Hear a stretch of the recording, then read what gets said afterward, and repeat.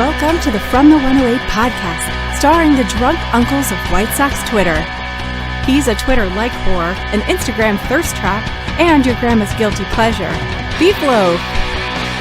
A West Coast attitude in a decidedly Midwest body, My Sox Summer. And your host, he's sharing obscure music thoughts to give you time to hit the bathroom, Terezi E.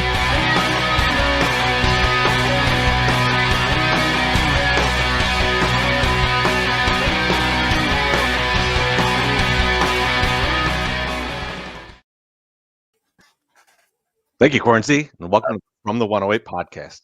Get ready for some baseball, beer, and bullshit. And remember the drinking rules.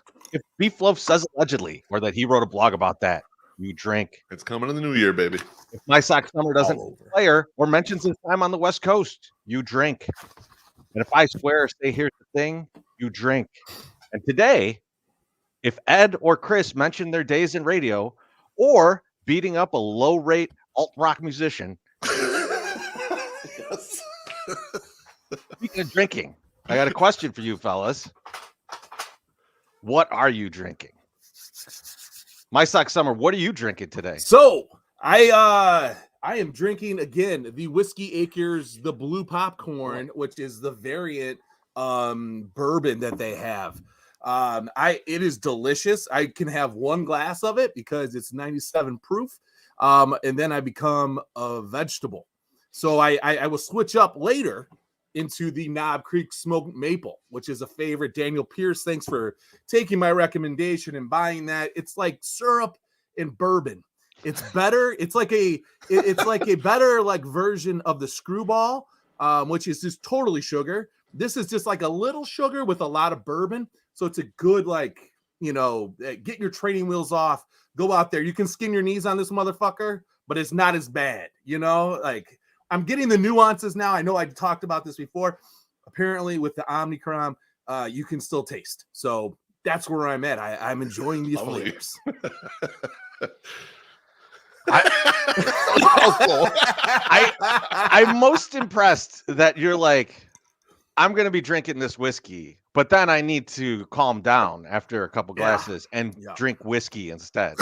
Yeah, well, the other whiskey is what there's differences. This is only 90 proof. That 7% is like the difference between me under a table or on top of a table. So now, I got to be honest with you. The proof, though, you got to cut the proof in half for the percentage. So the 7 is really 3.5%. Yeah. So I'm just not trying to nitpick and not trying to be the nerdy math probability guy, but what's right is right. Speaking of the nerdy math probability guy, what are you drinking, Beef Loaf? Treasy and I were up till God knows what. I mean, you left like 2:30 or something like that. I was probably up till 3:30 last night, bringing in the new year. Yeah, we party, motherfucker. Your brother is never awake at 2:30 ever. Who said I was awake? He was kind of awake.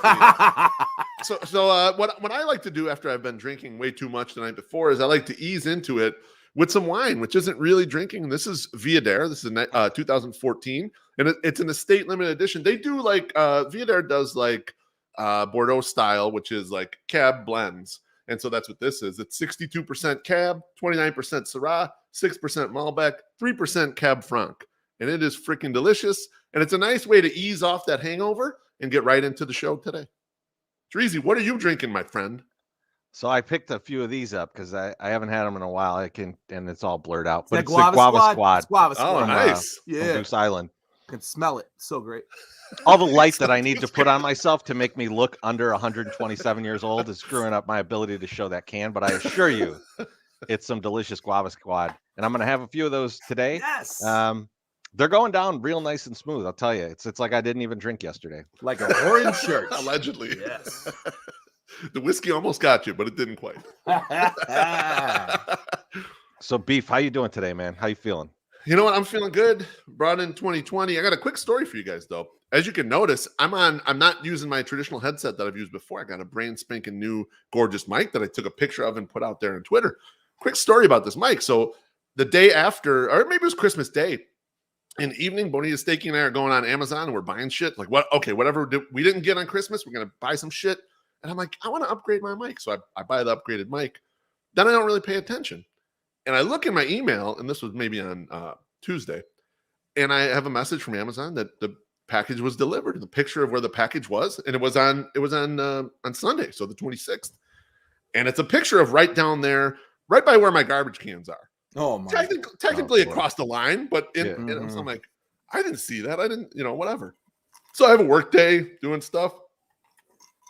Finally circle back to them like Thursday night, and I'm like messaging with Amazon, and they don't give me any problems whatsoever. I say I never got the thing, even though they showed a fucking picture all on the up and up. The guy's like, we'll rebate you. Their customer service was great. Absolutely. And it made me realize, are we screwing up by not once in a while bullshitting them on a high-priced item that we got so we can get another fucking free one? I thought of My Sock Summer right away. I thought My Sock Summer is going to be mad at me that I'm not more dishonest more often to steal a $220 mic or whatever the fuck this is once in a great while, right? You can probably get away with this occasionally. You can't be, you can't be obsessive with it. But once in a while, you can fucking cheat the system and steal a couple $100s. Am I right about this? Is this what? Here's the thing. My Sock Summer stole that fucking microphone. I was like, now check out my new mic. Right here. You bastard! I can't believe it. No, I didn't do that. I'm going to stop short because that is a federal offense. Of course.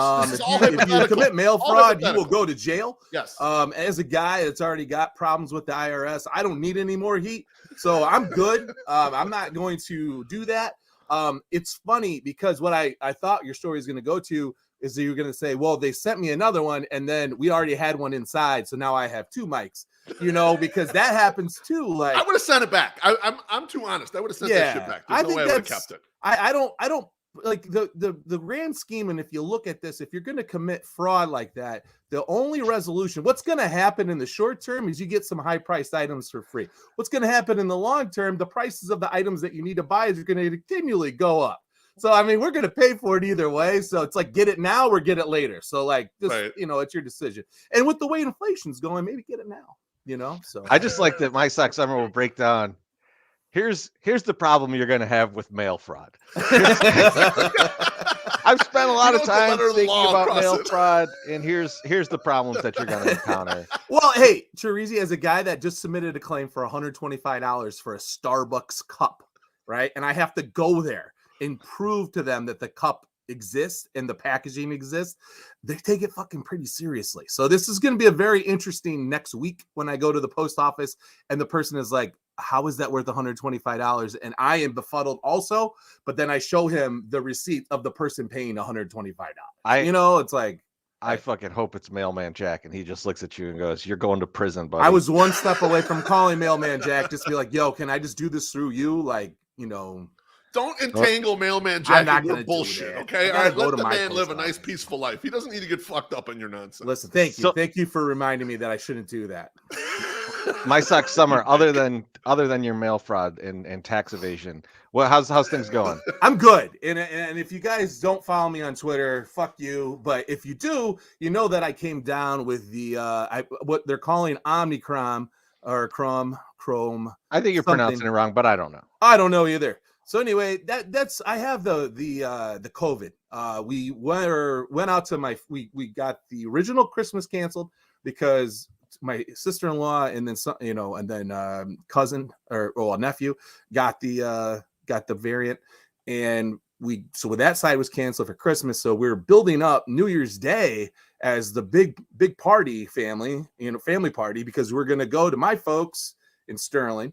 And then we're going to go back down to Peoria, and we got an indoor pool. I got the whole family. Everyone's going to be like, this is it. The girls are excited. They love their cousins, and we're going to go down and do this. So what I had taken 2 tests. I took 2 rapid tests, and I had passed both of those after we went out on that Saturday night. And then I went and did, the stupid fucking, what is that thing called? The Polar Express with a bunch of snot-nosed kids and hungover as hell. Excuse me. And sorry about that. Not quick on the draw right now. But anyway, so I'm going and I did all that stuff. I passed 2 rapid tests. And on the last test, we submitted that we wanted a PCR test. And that came back on Thursday or Friday. I think it was Friday. Is today Friday? What is today? It doesn't matter. I don't even know. Matter. Anyway, it came back negative. It came back positive. Came back positive. I fucking am now like we're in the car going to Peoria, go to this house. We have to call everybody and say, listen, we can't do this. So we come home and we were in the car for 6.5 hours. It was a great time. I loved it. I loved every second of it, especially when my kids were screaming. And we were playing the video through the speakers. So for 4 hours, I listened to Netflix shows, which was badass. So anyway, I can't believe you photoshopped this to get out of that New Year's Day. Right. I mean, hey, anything to save $1,400, that's how I am. So anyhow, gosh, Tracy, don't you just think, Mama Summer is such a saint? I would have kicked him right the fuck out of the car and kept going to hang out with the rest of the family. We're all negative, so fuck you, hitchhike your ass home. That would have been my tact on this play. What do you think? Am I off base or what? I think MSS would do very good as a hitchhiker. I do too. I think he's so friendly. He's hitchhiker material. He's hitchhiker material. He'll help you move those Beanie Babies. And what a guy. I don't know how Peoria is. But if it's anything like Sterling, most of the people don't wear masks anyway. So like no one would even question me. Yeah. And I didn't feel bad. I've never felt sick other than the Festivus show. That was my sickness part. And I skipped that workout on Friday, but I still worked out on Monday and then did hills on Tuesday. So I don't know. It was like a cold. Thank goodness I've been vaxxed and then also got my booster. Yeah. I think that played a huge role in this. So like everything seemed to be fine. So I don't care what your fucking personal opinions are about that. So don't fucking even tweet them at me. I don't give a fuck. Now, while I was in Sterling, I had some free time and not knowing that I was positive, I went around to all the thrift stores in the area and, you guys would be really proud of me. 2022 is about making changes. And I was at a store and I came upon a shitload of Beanie Babies sitting there. And I said, buddy, you cannot buy these. Do not buy these. And I'm like, but how old are they? Are they worth something? Is there something different? So I'm looking at them and literally I sat there for 15 minutes wasting my life. And I finally said, no, I am not buying these. So then I go to the next store and I come across the box I always go through. You guys know, I went through this big stuffed animal thing collection at this one thrift store back in Sterling. Found a Big Boss Man wrestling buddy from back in the day, the Tonka thing. Sold that thing for $185 or some shit. So I always look in that bin because I'm like, old people die, and then all the shit that they have in their house that may have like belonged to their kids that were my age just ends up at this thrift store. So I'm going through it, and I see some Beanie Babies. I see some Bambino Babies, which is like the baseball version of Beanie Babies. And I'm like, don't do it. But I did find something else. And you guys will be very happy to see that I rescued these guys, all these little pound puppies. That's my new addiction for 2022. Now, shockingly, they're not worth a lot of money, but especially the pound puppy. The pound puppy, not worth a lot. Pound kitties, worth a shitload. 3 for $30. I'm like, what? So you know what? For 25 cents a piece, I'm buying these motherfuckers. I got a whole box of them. And my one daughter already was like trying to stake claims on the kittens. I'm like, the fuck you are. These are all mine. We're selling these, so hopefully you can go to college someday. So. Tracy, what a jag that he used rescued. Like he went to a shelter and got some puppies and like taking them in. He's also stuffed animals. Also, if I heard this correctly, I heard both they're worth a shitload of money and then they're worth $10 in the same breath. Now listen, clean the shit out your ears. Thing. Pound puppy, not worth a lot. Pound kitty, worth a lot. What is a lot though? You said 3 for $30. 3 for $30, dude. Yeah, and I got 3 of them. That's $10, right? $10 each. Yeah. When you take a quarter and you turn it into $10, that's pretty good, right? Do you have 1,000 of these? Well, you got to piss on my parade, motherfucker. He's going to though. I'm sick. All right. I'm sick. He leaned back. He went back on the COVID. I'm sick, man. How could you make fun of me? I got the COVID. Fucking guy. How you doing, Beef Loaf? Or we already did Beef Loaf. How you doing, Chirizi? Oh, well, thanks for asking. I'm doing good, man. I'm doing good. I'm surprisingly less hungover than I thought I'd be. It might be because I stayed in bed till 11 a.m. Oh, yeah. But I figure 2022, like you said, my Sox Summer, it's a time to change. I don't really want to change much, but I'm going to shamelessly self-promote myself a lot more this year. Yes. So one, Yes, do it. if you look at our YouTube channel, and if you're a Star Wars fan, if you're not a Star Wars fan, you don't care. But me and Josh from Sox Machine are doing a Star Wars podcast now. You could check that out on our YouTube channel. And then also my band is coming back. So things are opening up enough for us to play shows again. We have a drummer again. Yes. No so more we drum will be, machine. Yes. we'll be doing a show Yes. February 4th at the Blue Island Beer Company. This is us down at the bottom here, the Barren Plains. That's on Friday. That's us. We're opening that show. I'm just psyched to be playing a show, let alone a show on a Friday and then a show at a really cool place with a really good lineup. So I'm pretty psyched about all that. So you guys make sure to come out to that. We are going to have many beers when we get to play once again. I was gonna say, any 108 fan that comes out to that, you just come up to the Beef Loaf. I got you, baby. I'll be buying your beers. Let's go. Come out to the Barren Plains show. Not you, my Sox Summer. You buy beers too. You're not. Oh, I'll buy some beers, and I will be 100% unmasked because of antibodies. Yeah, I'm excited. I still don't want you breathing on me. I don't care. Like the mask was for our protection, not from any disease, just from whatever it is you got going on. Yeah. I generally like the mask because I don't want people all up in my face anyway. It depends, Treasy. It depends. Some people I like their spittle all over me. If I could get it in my beard, some people it's reasonable. I'll take it. I'm one little quick story, then we'll get to the fancy shit. We were like about 6:00, right? And we were driving back, and we've been in the car forever. The girls aren't freaking out, and I'm like, we got to get food because these kids are going to lose their fucking shit. So we stop at McDonald's. While we're at the McDonald's, Dum at the freaking drive-thru window is holding the bag and shoving his whole face in the bag to see what's in the bag, mask not totally all over his face. And I'm sitting there going, oh my fucking God. Like I was just losing. And Devin, my wife, is over there like making faces like, what are you doing? And then I'm thinking, you know what? There's probably a good viral load in the car that might transfer over to this guy, and he's going to hope that he had his mask all the way up. Who knows? I don't know what's going on now. So, anyway. Great story, compelling and rich. So that hasn't changed for 2022. COVID ruined this. I get it. COVID ruined the snot rocket. You remember people would just hold the one nostril and shoot snot out of the other. It's not fashionable anymore. That still happens. It ruined it. It ruined the goddamn. That still happens in baseball. The only thing keeping it away is the lockout right now. That's correct. All right. My Sox Summer, you want to pay some bills here? Let's do it. Happy New Year from our friends at Mazda of Orland Park. They're proud to have served you in the fucking train wreck that was 2021 and looking forward to serving you in at least a marginally better 2022. As we start our winter storm warnings for 2022, there's a secret weapon that Mazdas have for busting through that snow and ice. Motherfucking all-wheel drive. What is all-wheel drive? The Mazda 3 uses the same iActive all-wheel drive system found in its crossover SUVs like the CX-9, CX-5, CX-30, and CX-3.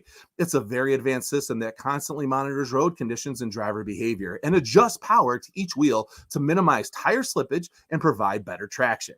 All of this helps your acceleration, cornering, braking on snowy and slippery roads. Not an SUV guy or gal? No problem. The Mazda 3 sedan now comes with an all-wheel drive option, making it an excellent choice for a Midwest winter.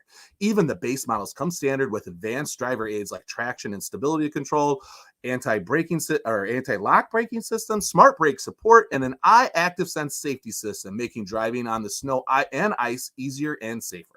Need any more reasons? Check out their website at MazdaofOrlandPark.com and check out all the details on their awesome lineup of cars and sport utility vehicles. Make it your resolution to make a trip down to Mazda of Orland Park to take advantage of their $500 off for Sox fans. Fuck you, Cub fans. Give them a follow over at Zoom Nation, as they are known to give away tickets and parking for Sox games right on their Twitter. Mazda of Orland Park, home of the Zoom Nation. 8910 West 159th Street, Orland Park, 708-444-3200. Zoom.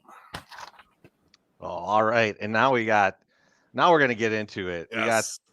We got our buddies. This is a show I look forward to every year. So like as soon as I heard there's going to be a huge snowstorm on Saturday, I thought to myself, doesn't matter. I'm going to be sitting drinking with these guys across the internet and just having a good time. Not quite as good of a time as we had in Chris's basement the one time So where badass. I think I'm we still stayed drunk from that. for 15 hours. His wife is a saint for not just coming down and punching each of us in the face, telling us to get the hell out. Yes. But She yes, fed us. we've got We didn't die. which is probably the problem, right? It's like stray cats. You start feeding it, they never leave. But man, yeah, Sox in the Basement is here with us today. Ed and Chris, guys, welcome to the show. Yes. Happy New Year. It's great to see you. How you guys doing today? Well, first off, I want to say thanks for picking out the best 2 pictures of us that you guys could find. I think Ed's muted. No, there I am. Oh, there you go. All right, No, let's go, baby. Ed never gets The words can give you COVID. muted. He says not He allowed. updated the guidelines. So as I hear things from somebody who's had COVID, I can catch it now. Audio, You get it through the I thought you just had yourself muted because normally Chris just talks so much you can't even get a word in edgewise. You just that's been going on for 20 plus years. So I'm just gonna let everybody drink and say because we were in radio before. There we go. There we First go. one.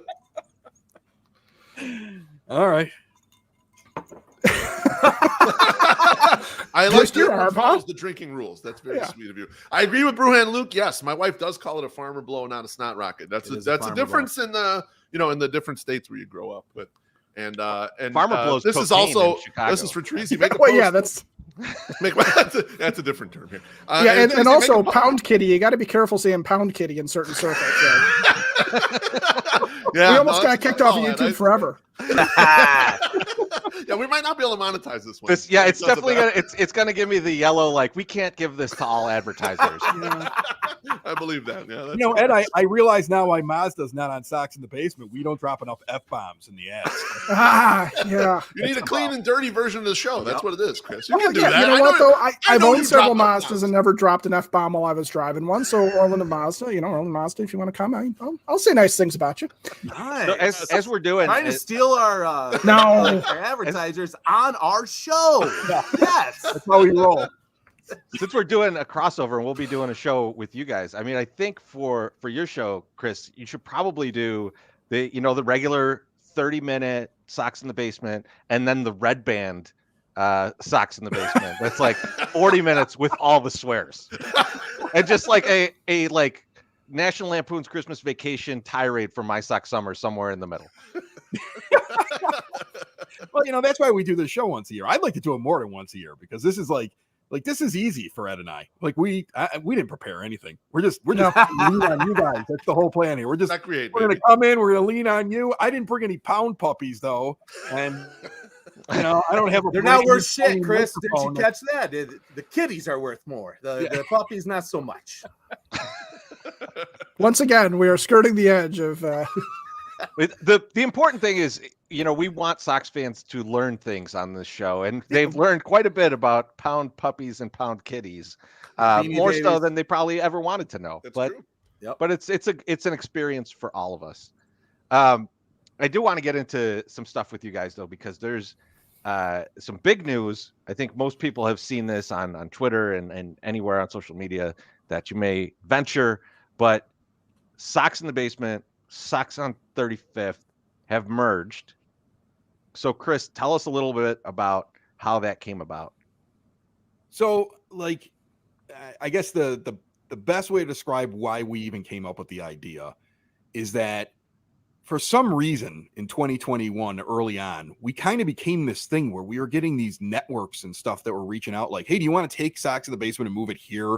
Or do you want to do this here and put it on this website with articles around it? And we had a few offers that were given to us. And every time we get an offer, I would let the guy take me out for beers or food to try to woo us.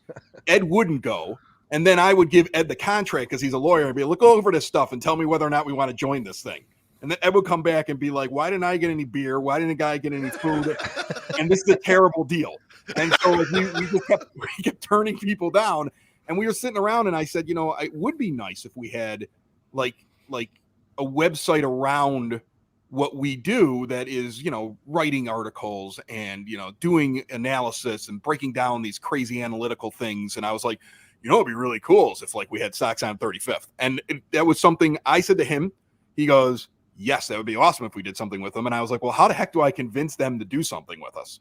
So then I reached out to Jordan Lazowski and I took him on a date.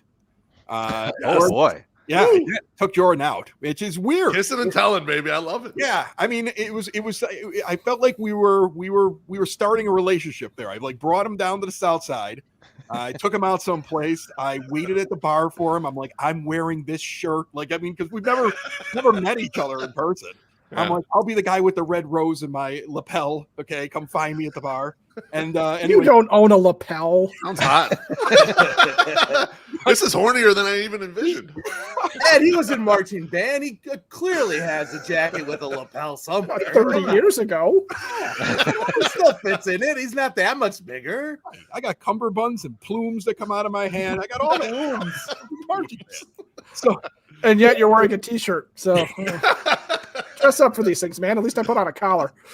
He comes walking in, and we sit down. We were watching one of the wild card games, one of the one-game playoffs. I want to say it was the Yankee one, but we were sitting at the Joe Binder did not get a dinner. He did not get a. Ed didn't get a dinner. Joe didn't get a dinner. You know what, Joe? Let's you and I just do something about these two yokels. Jordan and I, all right. We sit down, and this is what I kind of figured out as this was happening.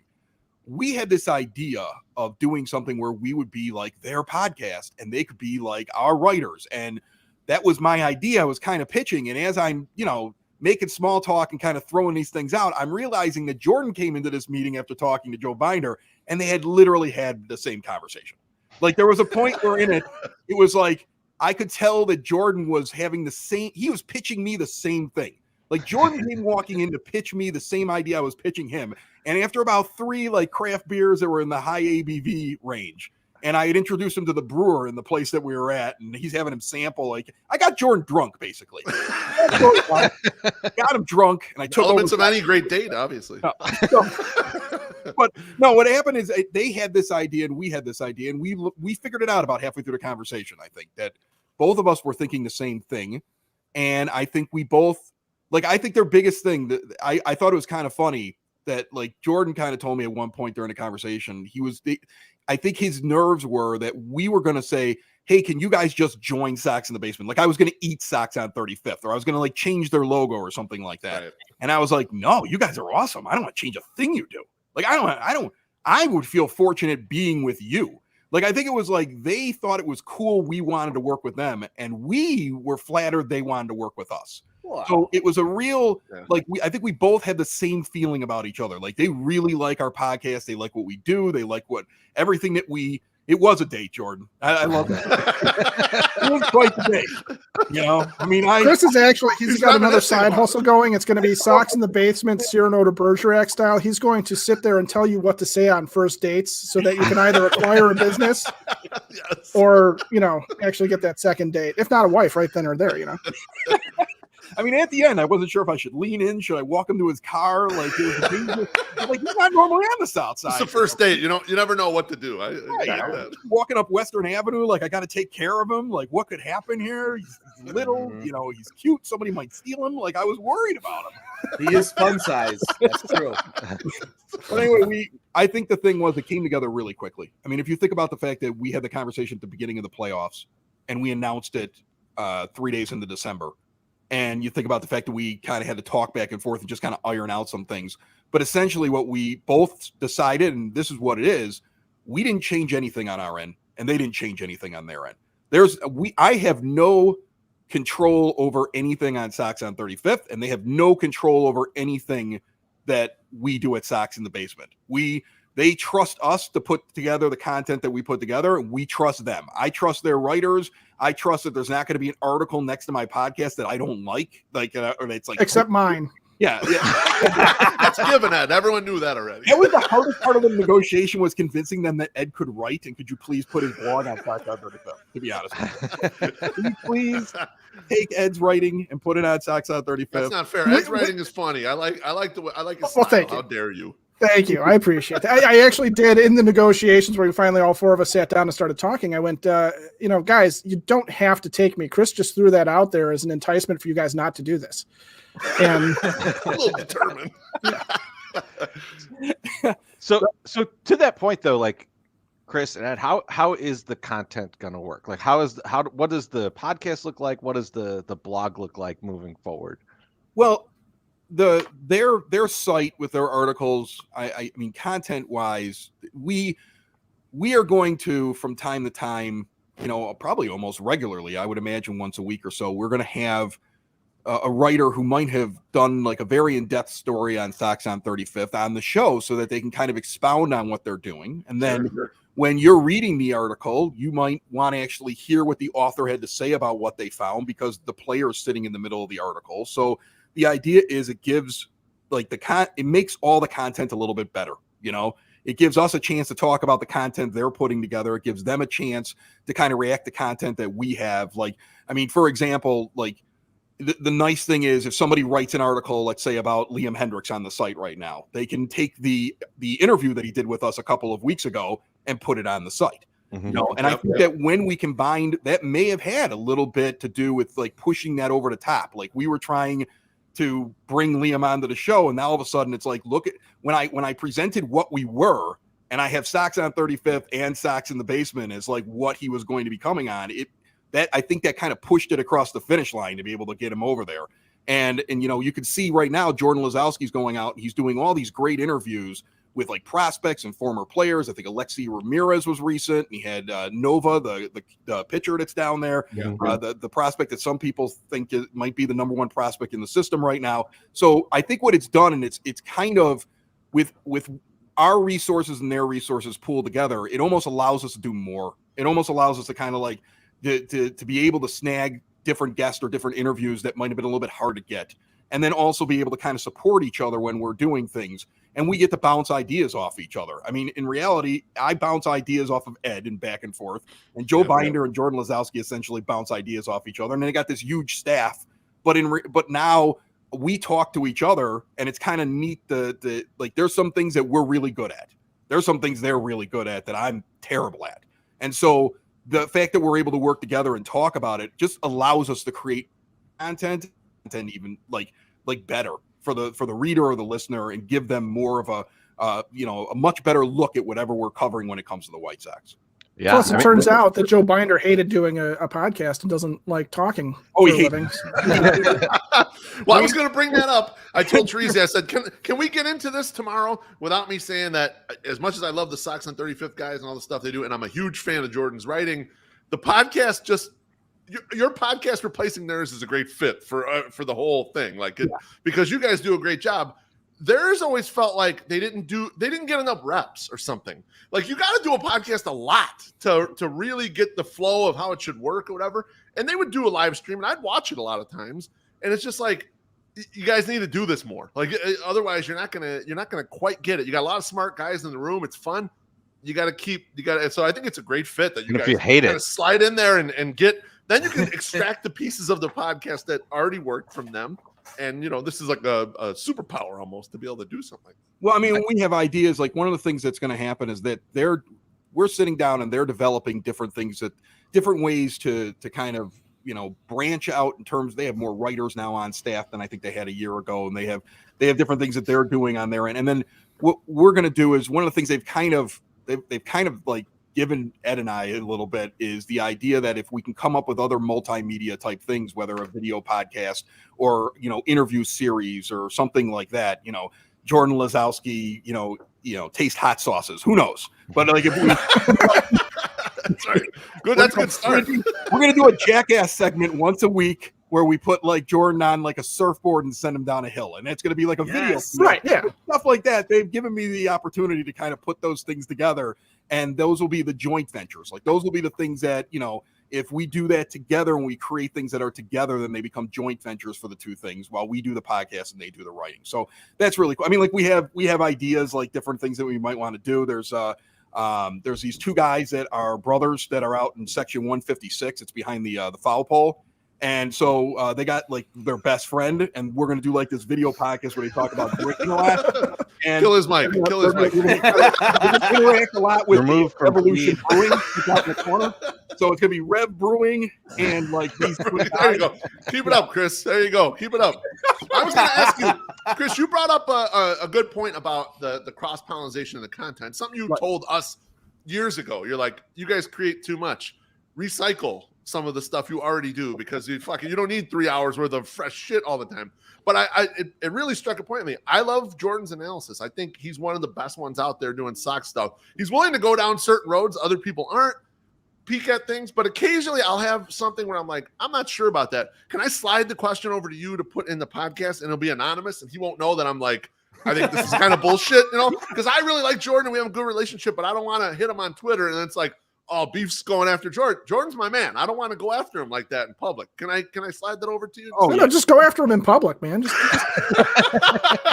I like him. I don't want to, I agree with 95% of his analysis. I don't want to pluck the one little thing and everyone's like, oh yeah, Jordan's stupid. No, that's not it, man. I don't want to do that, No, I think we've already learned since we started doing this in the last month, like we don't all agree on the same things. Like there's been back and forth where we've said we like, here's the thing.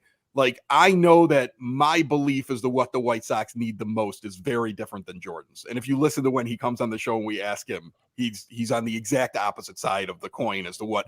And so, like, but that adds to it. I mean, again, one of the great things about doing is that we have more voices that are, a part of our podcast. It makes our podcast even better. And then we're able to do whatever we possibly can to support what Sox on 35th is doing. Because here's the thing. If you've never visited that website, if you've never gone through what they have on there, they have a ton of great content and they have been working really hard. And I learned the whole story about them where essentially it started as like a project in college that Joe Binder was doing. Or like, I want to say like he had somebody else was starting a sports website and he's like, I could do it better than that. And he started his on the White Sox and didn't have any intention of it becoming what it is. And now it's massive. And it was like one of those things where we looked at it and I was like, if we're going to link up with somebody, this is the perfect fit right here. So we're happy to be a part of it. So Chris, let me tell you the problem that I have with this.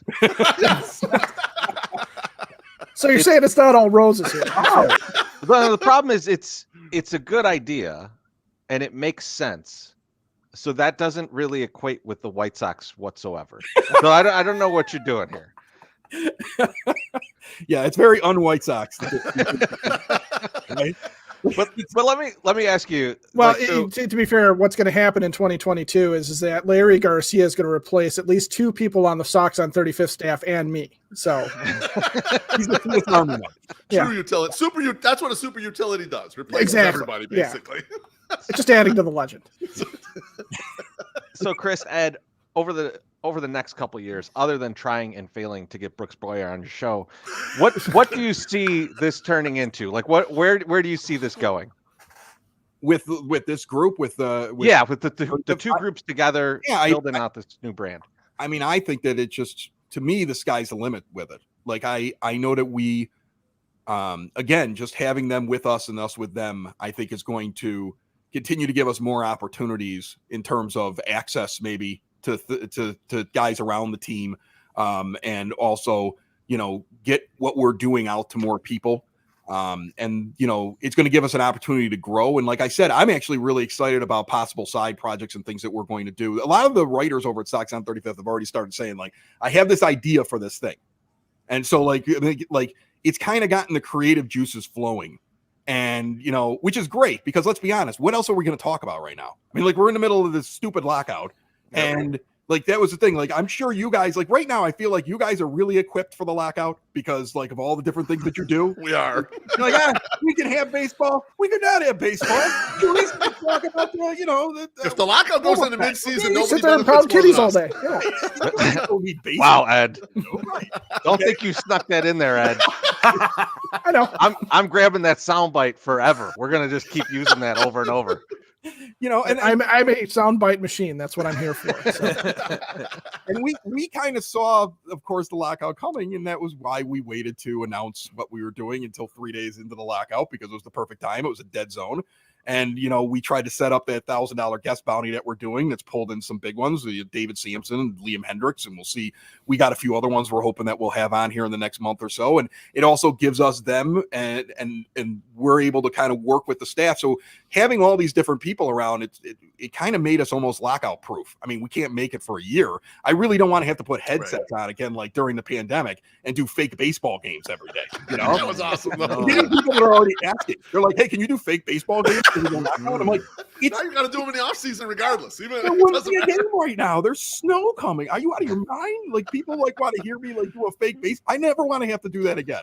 We'll do fake squad workouts. So Chris is just going to narrate, Dylan Cease is working on location right now. So he's just kind of lifting the leg and hanging over it for a little bit longer to try and get the fastball low and away. It's kind of funny when this was all coming about. Chris, you and Jordan were like kind of playing footsie on Twitter. Yeah. And my Sox Summer and I, the 108ers, we're in the 108 weight loss right now. So my Sox Summer and I go to Palmisano Park on 29th and Halstead, which has these gigantic hills, and we walk them and stuff. And we're looking on Twitter, and we're fucking around. And we're like, these guys are going to merge, aren't they? And my Sox Summer's like, fuck that. I'm going to make a graphic. I'm going to throw it out there on Twitter. And he threw it out there the day before. And you guys are good sports in general, so we knew we could like kind of bust your chops a little bit. But I was like, holy shit, yeah, that is what's happening. I thought we were just joking around. And I was like, holy fuck, that's what actually happened. I thought it was awesome because it was kind of like when WCW went on and told everybody that Mick Foley was going to win the championship. Don't watch. And you guys like threw your graphic up. That's awesome.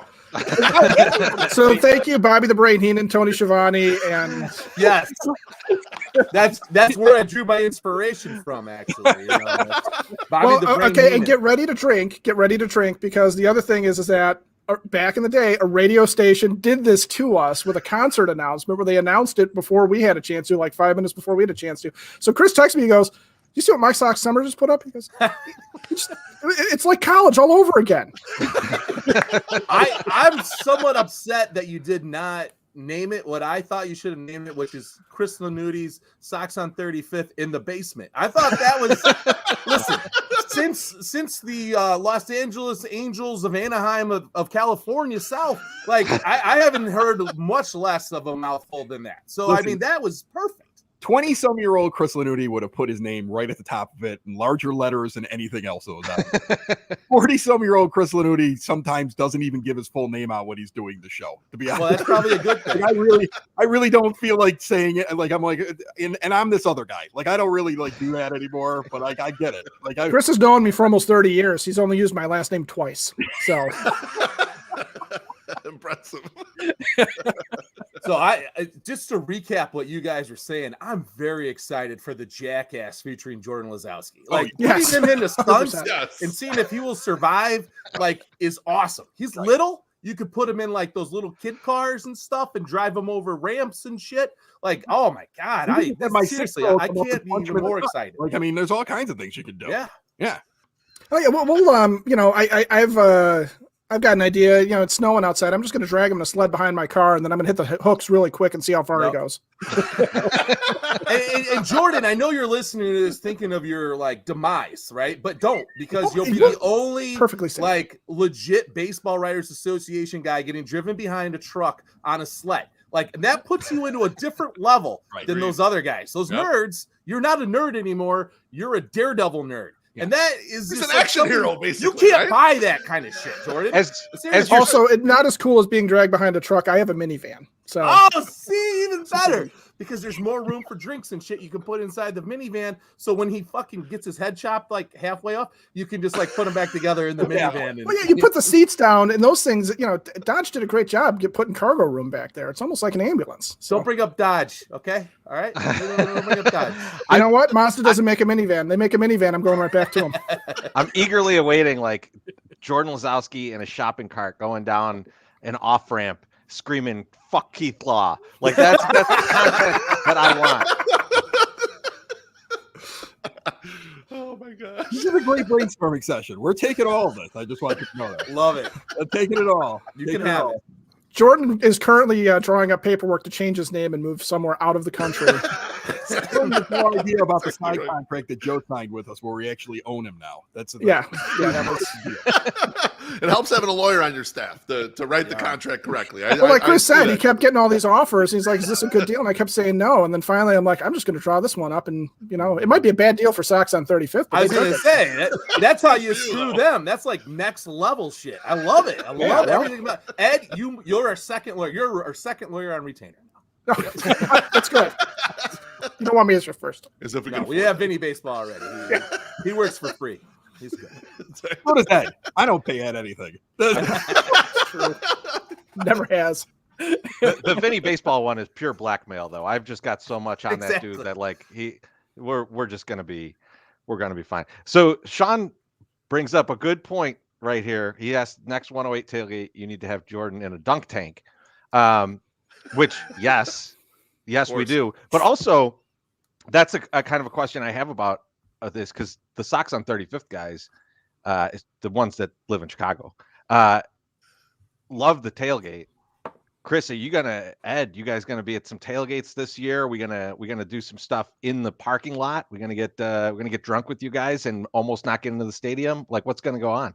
Oh yeah, I'm sure we can get drunk. I mean, I've done once or twice before. I've hit a little bit too much, so I'm sure we can get drunk. And I've gotten drunk in a parking lot before, so I don't think it would be a problem doing that again. So you're skilled, is what you're saying, and you have experience. That's good. That's a good thing. Yeah, all these things are possibilities. Anything is possible. I mean, like, and then the nice. I think what the guys at Sox on 35th like too is the fact that, like, a lot of times when we do events, we're over at Court and Carry at the park, so now there's actually food. It's like, hey, come in, and they're going to give you drinks and food. And they're like, really? And I'm like, and if it rains, you're indoors. They're like, this is amazing. So I think that they also have that option when they're over there as well. But we can get drunk in a parking lot with you with no problem. Drunk in a parking lot.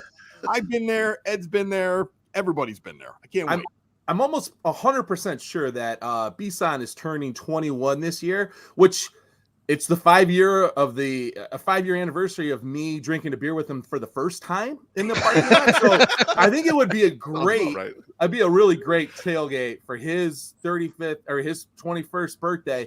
And we'll get right in there. And that's going to be a fun one. That's going to ignite things that might make babies. People might make babies for the big tailgate. I put the slip up there when you point out that it's going to be his 21st birthday, but 35th on his fake ID. Yes. I mean, I'm pretty sure before I passed him the Busch Light that I was drinking, that he said he was 21. I'm pretty sure he said. I'm sure he not 16. No, My Sox Summer is spending this entire show incriminating himself. That's right. Stealing packages off of people's front porches. Ed, he's legit Enjoy my microphone. My Sox number, He's actually going to need a lawyer. I might need one. Yeah, I'm taking notes here. I'm doing this from my office, so legal pad out. Yeah, sure. Yeah, I've got it. Well, once they go to sue My Sox Summer, we'll be okay. That's why I always ask you guys not to use my government name. So that's how we roll. Well, I just got to say, guys, I'm excited about this merger. It's as I mentioned earlier, it's a really good idea. I think it makes a ton of sense. It's going to be really cool moving forward. And we, of course, we already follow both you guys. We are more than happy to continue working with all you guys.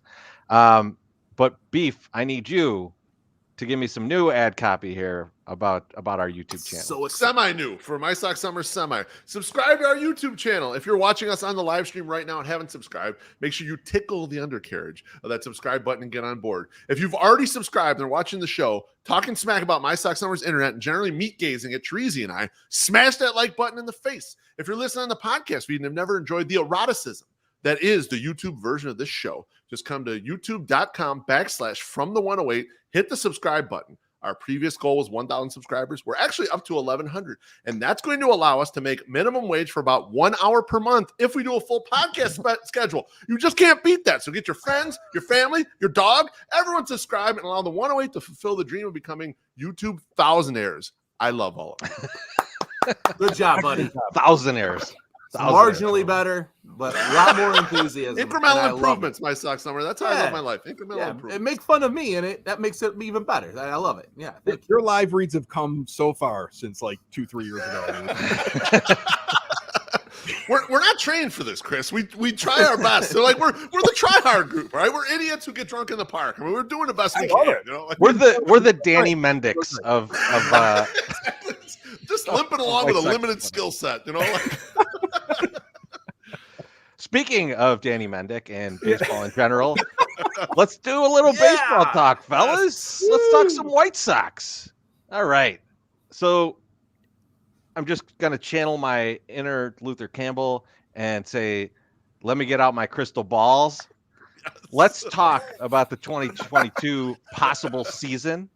And the first question, and I'm going to let Ed go first. I feel like Ed has not talked much today, other than to interject some very horny stuff. Yeah, no, I like it. You could again. That's why I'm here. You could definitely be on the horny meter at some point. There it is. The horny meter back. We got to have Ed on for the horny meter. Ed's coming on solo for the horny meter next time we do it. Me and solo and horny go hand in hand. So, well, literally something. Pun intended. Yeah. So Ed, Chris is turning red off of that one. Jesus. Ask you a question here. I'm not even laughing at you. I'm laughing at the fact that Beef, he's your biggest fan, man. He is going to fall on his chair every time you say something. He's a P1 listener right over there. Baby, you know it. He loves you. Yeah. By the way, you can drink for that because P1's a radio term. So there you go. Oh boy, we're gonna have to have like T-shirts made with just Ed on them because I got one guy right over there that's gonna buy one. One guy. That's definitely good sales. If you can have one person to buy it, you should definitely make it. There you go. That's the 108.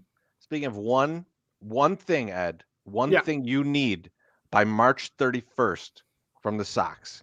What do you need? One thing. A complete infield would be nice. That's not one thing, Ed. So I mean, you're narrowing in on second base here. One thing. Yeah. What are you looking at second base? What do you want them to get out of that second baseman? At this point, I would settle for them just coming up with a major league starter because it's not Larry Garcia. You know, you can look at his stats up and down, and he's great coming off the bench and in spots. But if you rely on him every day, he starts to falter. So just a major league second baseman would be useful. I don't think they'll find an all-star, and I'm not really worried about them finding an all-star with this lineup, but somebody who is competent to play second base defensively, somebody who's not going to hurt him in the lineup. It's the big glaring low-hanging problem that they have right now. Any names or just literally anybody who's like a competent second baseman? Well, see, that's starting to be the problem, right? Who's left out there? I think the Jeff McNeil news, and we talked about, Chris and I did a show on it. The Jeff McNeil news, when they said the Mets were going to dangle him, and look to trade him, probably because there's no way they're ever trading Robinson Cano to anybody at this point. But we'll see. The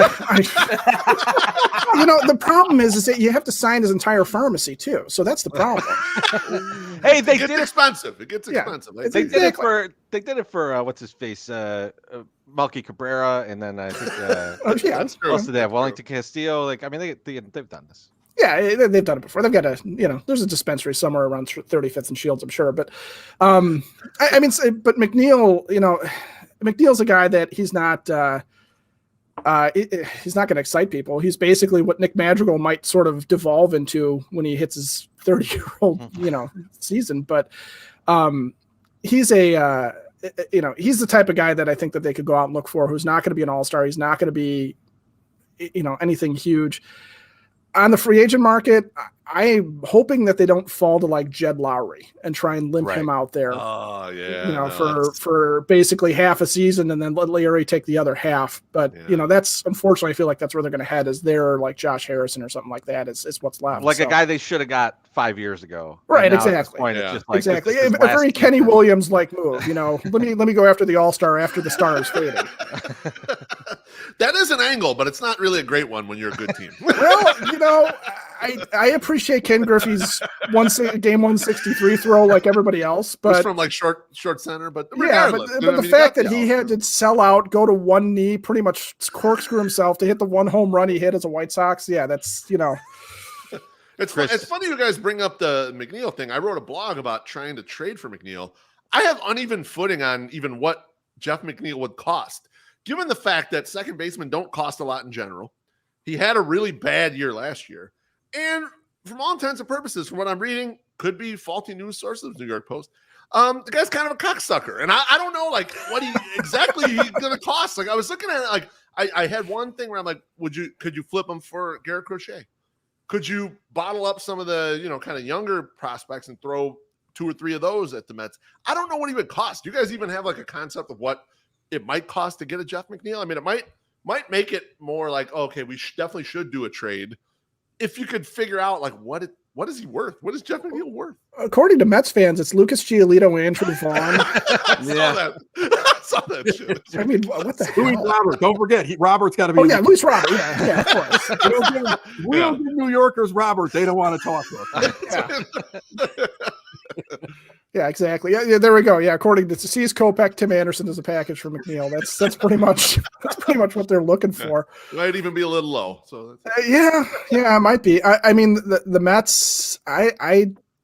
They need. Chris and I talked about it. They need pitching, is what they're looking for. Yeah. They're trying to fill out the back end of the rotation. I think the question would be, if the Sox were to take Dallas Keuchel's salary and keep it, and then send him over there, would they send McNeil back instead of a prospect? Do the buy the prospect type of thing where you take it. But you buy a regular. Yeah, you're just buying a regular second baseman at that point. Yeah. But it's hard to say with what the Mets are looking for. They need a third baseman too, in theory. And I don't know if Jake Berger moves the needle for him. As a guy that would come up. They may look at him and just say, "We already have JD Davis. Why do we need him?" Right. Yeah, we have a guy at the major leagues who does this kind of thing. Basically. And the thing is, the value might be different by the time we get out of the lockout, because right now McNeil's 30, but he's got 2 years of control after this year, because he didn't come up to the majors, I think, until he was 27. That's right. 26, but it was like maybe at the back end of his 26-year-old year. So you're right. He's got 3 years total, and this is his first arbitration year. So you're right. Like he's $2.5 million right now is what he's going to cost the White Sox, and so that makes sense that you could just kind of eat most of Dallas Keuchel's contract and give him over. But then the value might change if, let's say, the collective bargaining agreement makes these guys free agents sooner, or they come up with that age rule where it's like 29 and a half, they're all free agents or whatever. Then all of a sudden it becomes, well, is he even available? Or is he only got 1 more year left? And does that change his value to the White Sox? The biggest problem with this is, like, when the White Sox traded Nick Madrigal, anytime anybody said, I don't know if I like this deal, like, because we said it, there were times where we said, I admitted on the last show that I got talked into that deal. Like, my initial reaction was, this is stupid. That was my gut reaction to it. I think in the course of one show, you and I talked each other into this deal, and by the end we're like, we'll be okay, we'll be fine, everybody's fine, we're all good, and then the house is on fire behind it us. It is overall stupid, but you're trying to reach one binary point. Right. The overall value doesn't fucking matter because you're just trying to win a title. So in the context of we're trying to win this championship this year, it made sense. But you're right, in total value, they're going to get clobbered in that deal. Absolutely. And the problem was that, like, we thought, and I think a lot of people pushed that narrative, and the White Sox kind of pushed the narrative. We all started to believe it was, well, you can just get another second baseman in free agency. They're everywhere. Like, you can pick up second baseman to do all kinds of things like Nick Madrigal does. And guess what?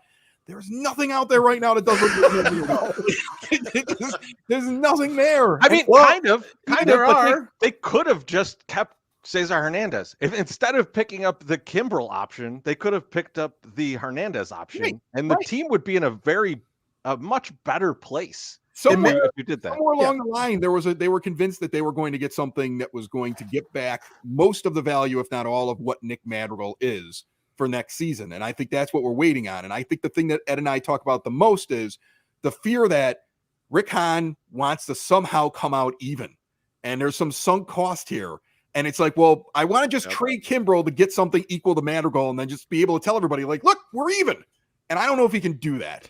And I think he overshot how valuable Kimbrel was going to be in the offseason too, because you're already down to really the Padres, maybe the only team that intends to contend, really doesn't have a closer in place right now because Mark Melanson decided to retire to the Diamondbacks, where he's never going to get another save. But Diamondbacks. I love that. I hope to retire to a Diamondbacks blog at some point. Yeah, exactly. Yeah, but I don't want anybody to read me anymore. I'll start writing to the Diamondbacks. If I don't want anyone to see this, that's what I'm going to go do. But Kimbrel, who's looking for Kimbrel right now that has a second baseman? And everybody was so sold on the Phillies trading Gene Segura, but you look at what they have. Bryson Stott's their top prospect, sure, but they want him at shortstop. They want to move Didi Gregorius. They don't like him. They want Didi. You can have the crap that Didi Gregorius has become. Yeah, like that's the offer. That's if you're getting on the phone with the Phillies, that's who they're offering to you. Yeah, they're offering you him or Scott Kingery. That's your right. Yeah, and Scott Kingery they released and had to re-sign because nobody wanted him. So, well, they were like, "Well, we're still on the hook for all this money. You can be in single A now." I will, but that's I think the bigger part of the problem was when he picked up the Kimbrel option. If he had just said we're not keeping Kimbrel around, and I biffed the trade.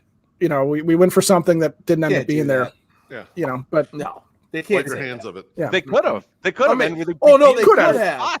But Could Rip Hahn can't do that because then if he does that, all the Han bots are going to be like, "Whoa, what happened?" Their heads are going to explode, brains start oozing out the ears. The guy has done everything. I hope correctly Jordan's from the not still beginning. listening. Oh, you're going to upset Jordan. How dare you? I'm not trying to upset you, Jordan. I really Chris, want. I think your thinking was on the right path. Not that he had to even it up, but he's just got to lengthen the gestation period. He just has to make a deal so that whatever the final settlement of that trade is 3 years out, so we forget about it. Like, yes, you screwed that trade up, but don't have the finality of you just laid this guy off and you realize, okay, we didn't keep that guy. We fucked this trade up. We need 3 years from now. All of us will be saying it, and everyone will be like, we don't care anymore. Does Fernando Tatis have a teenage son that the Padres can trade us for a pitcher on the way down? He has a younger brother that we can trade for something. Yeah. We could do another Tatis trade. Yeah, well, that's what I mean. So if the Padres take a fading closer, like we took a fading starter for a Tatis, that turns out to be a superstar. This works out perfectly. The Sox have another Tatis. We could do the same thing again. Yes, we could send. Was it Elijah? We could send Elijah to someone for a terrible second baseman. Right. And then we can all talk about it 3 years from now when Elijah's hitting 40 home runs. It'd be great. Exactly. Yeah, remember we traded him in the Mets and Jeff McNeil's leg fell off? I'm just waiting for the end of the Tatis thing. We all know how the story is going to end. He'll get to the end of his career. He'll be kind of broken down. He'll be a shell of his former self. And Kenny Williams is going to be like, go get him back now. put him in right. You're a White Sox. And then we're going to build a statue. And we're going to have him in all the alumni stuff on the board like he was with us the whole time. Chris does not do a good Kenny Williams, by the way. That's Dave only. I thought that was Dave. That was Dave. Dave should not bring that back. Yeah. Chris, what is the one thing you need Leghorn before March 31st? Well, I wanted to say second base, but I took my answer. So what I need is for the White Sox to figure out how to get people into the ballpark in a timely fashion and how to get out of the parking lot in a timely fashion. Absolutely. Oh my God! If I yelled about it at the beginning of the year, I've been upset. I mean, look, there's a point where I don't want to hear your excuses anymore. If Portillo's can figure out how to deal with that massive cars because they're giving out golden hot dogs, because it seems like anytime I go by it on 95th Street in Oak Lawn, there is a line through the Home Depot parking lot. Like, these people have never tried a hot dog before. They just learned about them. They're going to wait in the line for it. But they've got people running through the line, and they start the order way out here, and they find a way to make the line go through. The White Sox are a massive organization worth like $1 billion. Like, figure it out, okay? Figure out how to get your fans inside the ballpark. Figure out how to get your fans out of the ballpark at the end. I remember yelling about it early on in the season when we went to a game, and if you were in the parking lots that were on the north side of the ballpark, like over where the cork is, and like, let's say you parked over there, you did your pre and post game at Cork and Carry, and you wanted to jump on the expressway and you wanted to head south, because I live in Evergreen Park. They wouldn't let me. They forced you to go out and go north, only north on the Ryan, into the circle. So you told all these people, I don't care where you parked, go into the circle at 10:30 at night after the game. I mean, this organization. I know that part was a little bit on that's on traffic control for the city, but the White Sox do deal with traffic control of the city. I mean, my dad was a commander of traffic in the city He was the commander of loop traffic and special events for like his last 10 years of 34 years with the Chicago Police Department. I know that they talk with the police department and the people that coordinate the traffic. These things need to be fixed this year. That's what you need to do by March 31st. Start being more professional about how you get your people in and how you get your people home. Well, to be fair, the CDC did just say if you're vaccinated, you can start driving south again. You check your card right. You got the card. If you got the card, you can go that. Yeah, you can. It's in the iPass now. It's in the iPass. Awesome. Just upload it. That's right. The chip from your injection goes right into the iPass. Yes. Chris, I can't agree more with this. Like, it is infuriating when we're walking, and this doesn't even affect me. This affects me not at all. I'm walking from Beef's house, and there is a massive line of cars down the street. The game has already started, and they're just trying to get into the parking lot. Like, that should not happen. That should be impossible. One of the best things about Sox Park is that, like, we have all this land and all these parking lots. Yes. This shit should be so easy. It should be like, hey, if you're one of the people that is driving to this game, guess what? There's 14 parking lots. You're going to get a spot really quick, and you're going to get into the game. It's going to be nice. No, instead, we have a traffic jam on every damn street. Yep. Everyone is confused, and there's more horse shit in the street than I can even imagine why is there. Right. Yes. No, it is brutal around that ballpark. And here's the thing. I don't want to ever hear again that the any delay or any problem with customer service is because of COVID. I never want to hear that excuse again. It's low-hanging fruit. Every business look, there are some businesses that are affected by it, but I went to game 3. And when I went to game 3, everything was running just fine because there was money to be made. There was a sold-out ballpark. I went up on a 300 level. I'm going to tell this story. This is why I'm not taking that excuse this next year.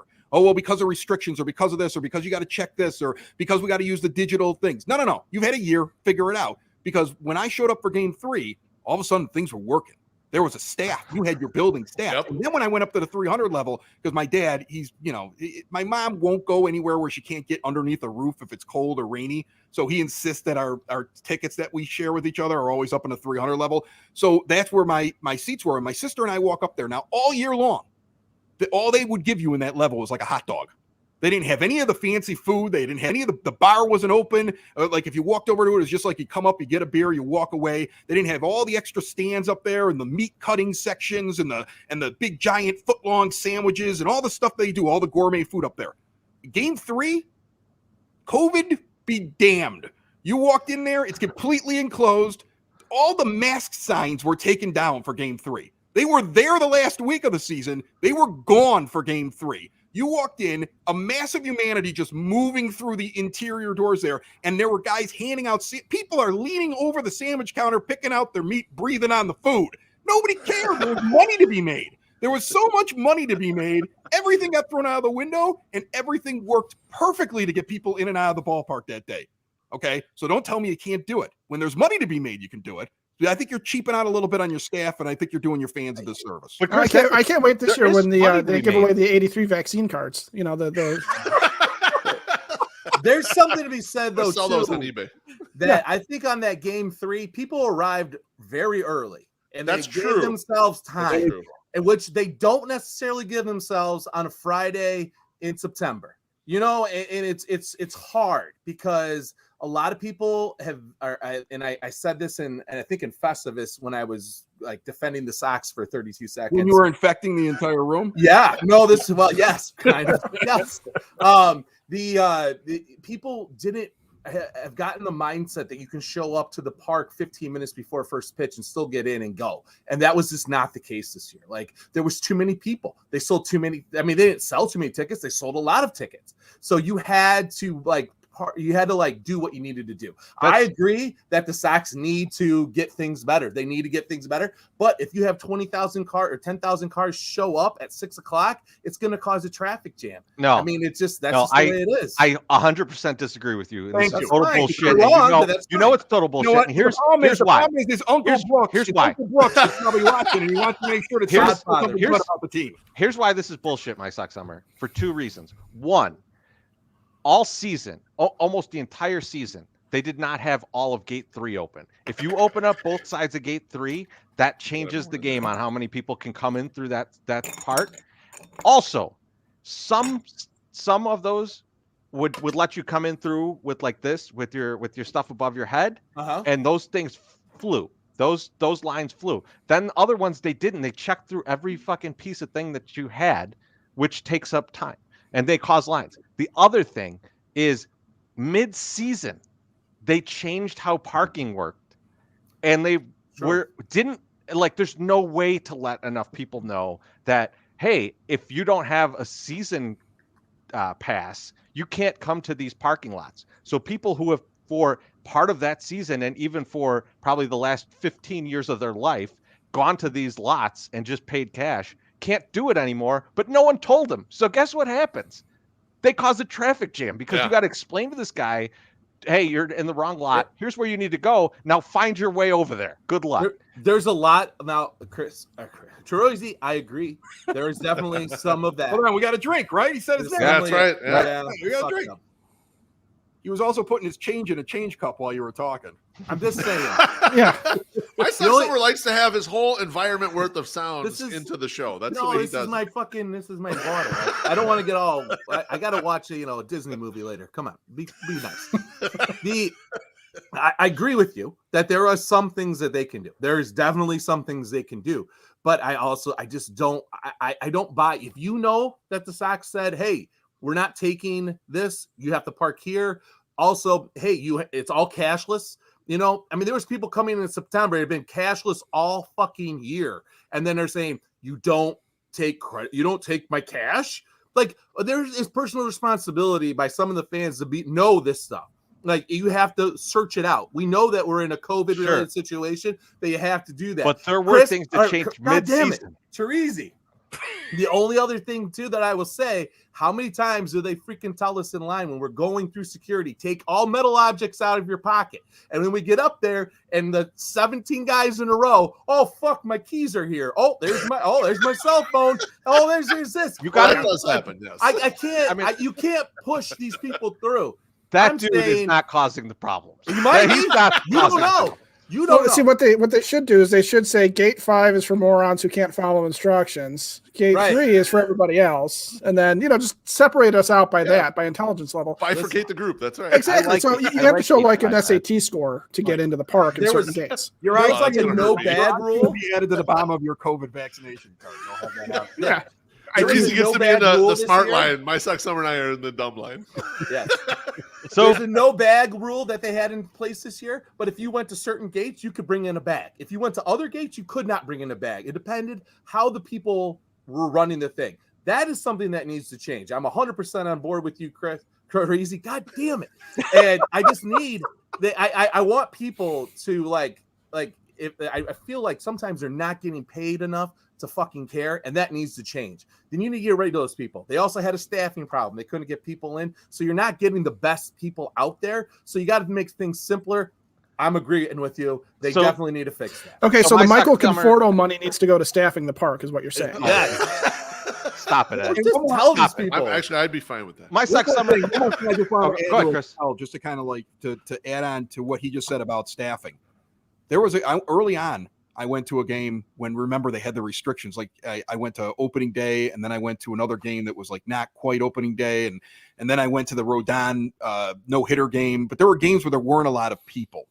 And they were not prepared for when people showed up to some of the lots. Like I pulled up to a lot, and there was one person working the entire lot. And it was like an hour before the game. And now all of a sudden there's guys coming down in a golf cart. And I'm listening to one person say, yeah, they just called me 15 minutes ago because they realized they need more people because there's more people coming to the game than what they expected. There's something in the pre-planning that needs to be fixed. Right. Okay. Where the staff is, how many you need. And like I said, this is a Major League Baseball organization, for crying out loud.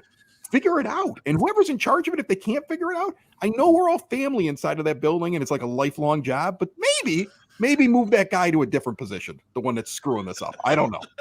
Exactly. No, create a new title for him, Jerry, so he can keep it and doesn't do anything. That's I agree. That's the That's Chicago. problem. We only do failing up. We fail Right. up.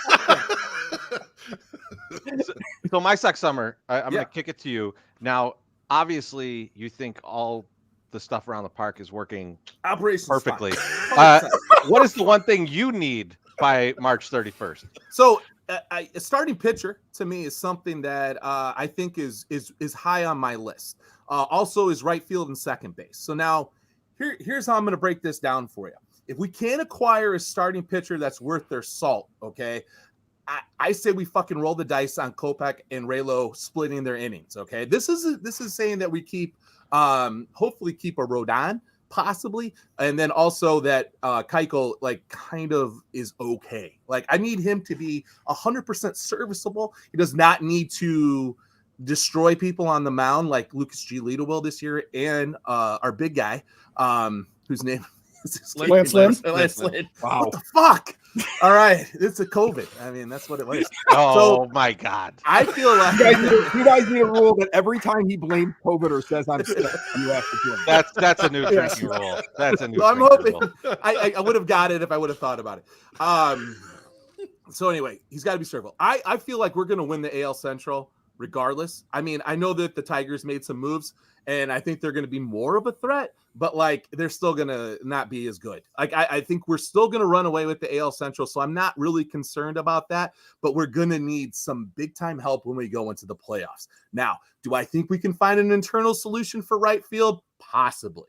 Okay, I don't know for sure. I can't say yes, we can, but possibly we can get something to work like we did last year in left field with Andrew Vaughn out there running around, not looking totally horrible. Now, going into the playoffs, here's what the problem is, and this is what we're going to need to do. If we can find a guy with second base experience that has a bat, let's sign him. If we can't, sign my guy Wilmer Flores. And this is the smartest thing I've ever said on this podcast. I'm going to fucking ride that till the fucking wheels fall off. Okay, Wilmer Flores will put him up there at second base. Then we should have conceivably we can get both these people. We can go with a right field with a guy like a Kyle Schwarber, who maybe we're not giving us a really long second look at because he was a former Cub, maybe because he had a crazy, incredible year last year, and we know he's going to slump, but he would be serviceable in right field and potentially get us 15 to 20 home runs, which would be very fucking awesome, and I think would help us into the playoffs as he now has playoff experience. So, and won a World Series too. He has a lot of playoff experience now to come think of it, but from the American League side, he seems to be meshing well. So I think that would be what I would want to do. I know that's very convoluted, but I think that we can solve two problems and two needs in those two things. I agree. You can maybe skate by with starting pitching, but like it's going to be very difficult to skate by with the starters that you have. Like you get right field and second base, you could say I'll fill in some guys, but the starters, it's going to be more difficult to say I'm just going to insert someone here. Yeah, like that's going to be a lot more glaring. Like if you put Lurie Garcia at second base for more games than any of us in this group want, which is like 5, then oh, easy on Lurie. All right. All right. I like Lurie as a backup guy. Hey, he's a good backup. I like Lurie too. So, there you go. How dare I you, don't Chris. like Lurie playing second base every day. I Or believe it. right field, or right field, or anywhere every Really, day, yeah. any effective move ever in the right field. When you get He to the should- he playoffs should not and start. Lurie's the best option to play right field, that's not good. But no. you didn't. It didn't work out well. Like, assume though, let's assume you put enough duct tape on Adam Engel's hamstring that he could play right field a little bit, and you've got a combination of I like the Wilmer Flores. Like you got someone Wilmer Flores level put into second base. Like you get those guys kind of in place, and you're like, okay, we've put a team on the field.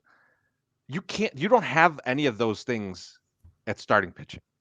Like if Dallas Keuchel sucks, or if Michael Kopech can't put in the innings that you need, like all of a sudden you only have 3 starters.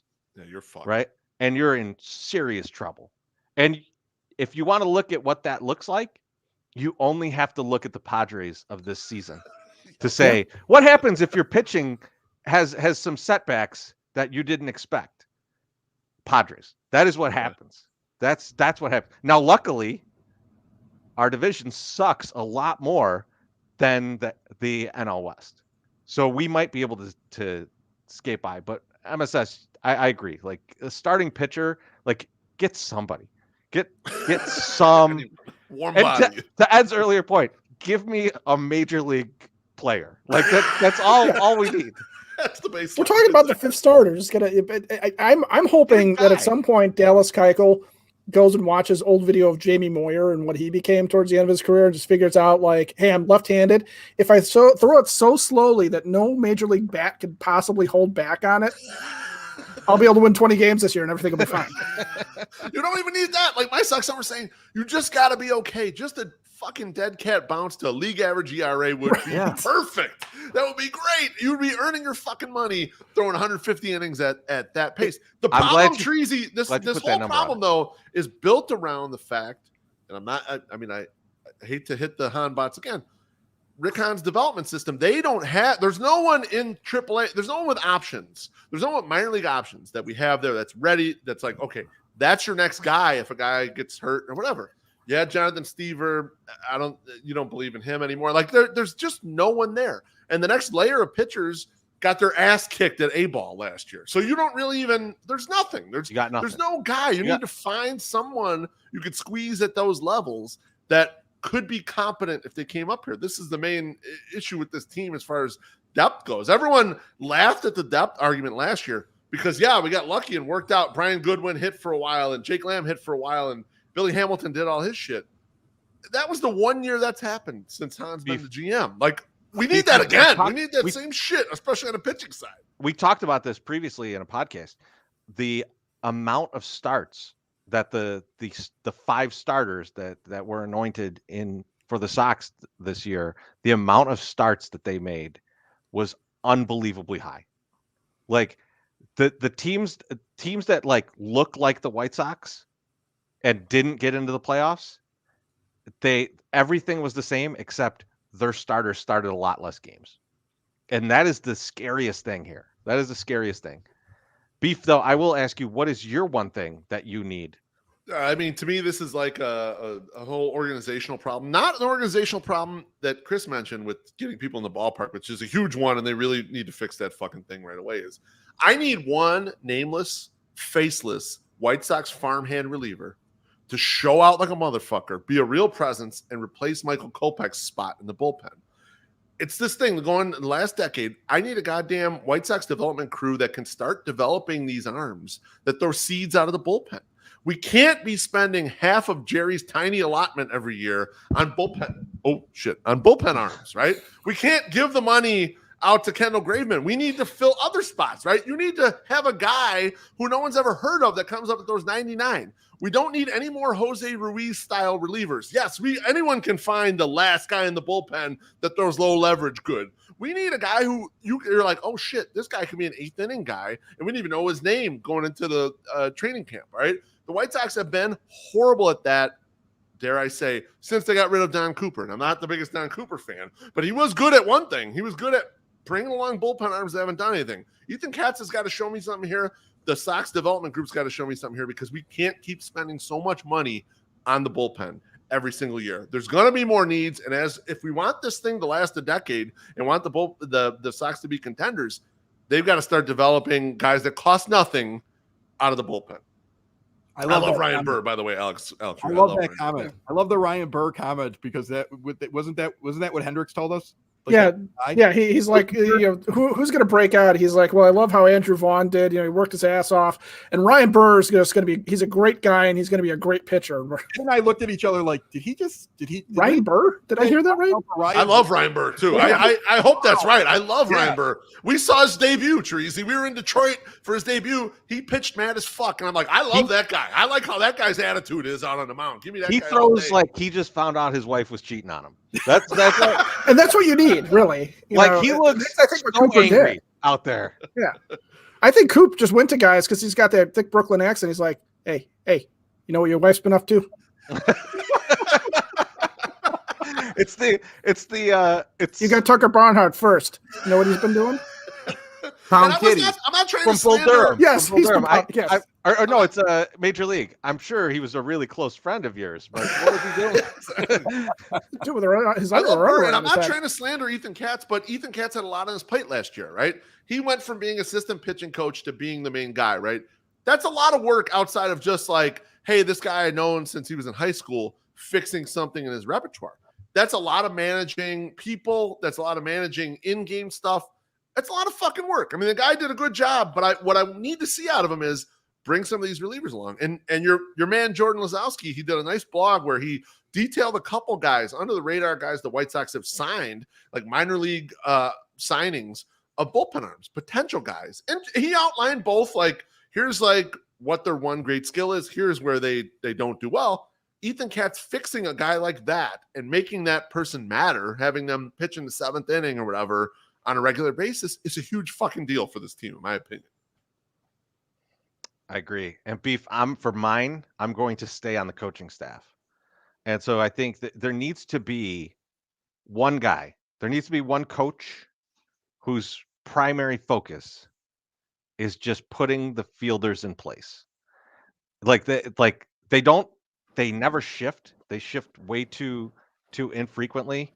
And so they need to get better at that. And then, hold on one second. All right. I think we're good now. No, you know, I think it was all Ed's fault. I was trying to figure out what happened there. I need to do a little. You're trying to make a point, and then he's trying to drop it down to 4 screens, and you're bringing it back. You're putting a comment up. You're doing too much, Breezy. I needed to move Ed in and out. But so Yeah, all of a sudden I'm sitting there, it just said something went wrong, and I went, well, that just explains my life in general. So, you know. Yes. So I think the problem is that they didn't shift enough last year. And if you're going to go with, let's say you end up with a second baseman that's bat first, right? Like now you've got a little worse of an infield. Now you're looking at maybe a right field platoon of Sheets and Vaughn. That's bad too, right? And I don't want to. If there's one guy I want to put less pressure on and keep healthy as much as possible, it's Luis Robert. So like, if we cannot have a guy on that bench going, oh, this guy's up, here's how we position the field, it's going to be a huge problem. And it's going to be an even bigger problem if we do end up with Dallas Keuchel as one of the starters. And we do end up with Aaron Bummer getting a lot of innings in the bullpen. Like those two guys are going to be increasingly ineffective if you have bad fielding behind them. So like I think that's one of the things that like I think if we're gonna fix something and we're not gonna spend money to do it, we're gonna spend very little money to do something, that could be something that can have a profound impact on the team without even going out and getting all kinds of great players. Right, just getting a better understanding of where the fielder should be, not get beat to death on BABIP. Exactly, actually putting them in place. I mean, it's almost, it's something that you can't always control where the batted balls go. It's almost a campaign for taping together Adam Engels and hamstrings, as you mentioned earlier, and just putting them in the right field. What about re-signing Billy Hamilton and then just DHing for him? Can the pitchers hit better? That's right. Yeah, just let the pitcher. Then Billy the Bat. C-SCAN. The point that Chirizi's making, though, he's dead on. The shift was a real issue in the postseason against the Astros. I mean, there were graphics that showed that, okay, whenever there's a guy on first and second, Altuve, like 97% of the time hits the ball right here. And like every other team in baseball shifts him there. Right. And Fox didn't shift him there. And then the ball went exactly where it was supposed to go. Right. And the broadcasters are making fun of the Sox, actively making fun of them for not shifting. Right. Why is it that I can sit on my couch with my iPhone and like flip through Twitter and find these things and be like, well, they should shift here. And I'm an idiot on his couch and it's with his iPhone. And yet the White Sox don't have a guy who's also like on an iPhone sitting on the bench going, hey, did you see this tweet by this guy? Can we shift over to second baseman? I mean, even that, give me that at least. Like who's in charge of that? And if there's nobody in charge of it, maybe that's what the guy who's in charge of getting people in and out of the ballpark can do.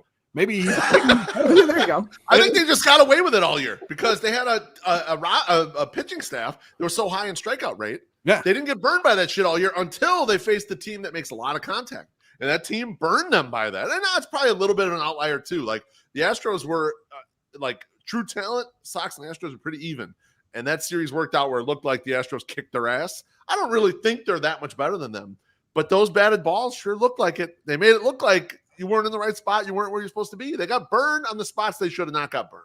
And Ed, I'll go back to something that you said on Sox in the Basement when you're talking about Dylan Cease being important this year, is like the high strikeout rate is great and everything, but he's got to be more efficient. He can't be more efficient if he can't rely on his fielding to pick up the ball, right? Like he's going to have to continue to be I strike everybody out guy to be the pitcher that he wants to be, because if something gets hit behind him, unless it's right at the guy, it's going to be a problem. And that can't continue if you want that guy to be a healthy pitcher. Well, and it's probably a problem with Dallas Keuchel too, because he's not a strikeout guy anymore. And he never really was to begin with. But you're asking a sinker ball or a contact guy to go out there and throw 7 innings with, nothing behind him except for Tim Anderson, basically. I mean, yeah, if they hit it to short or third, we're fine. But if they hit it to the other side of the infield, you got Jose Abreu, whose range is ever shrinking because he's getting older. And then,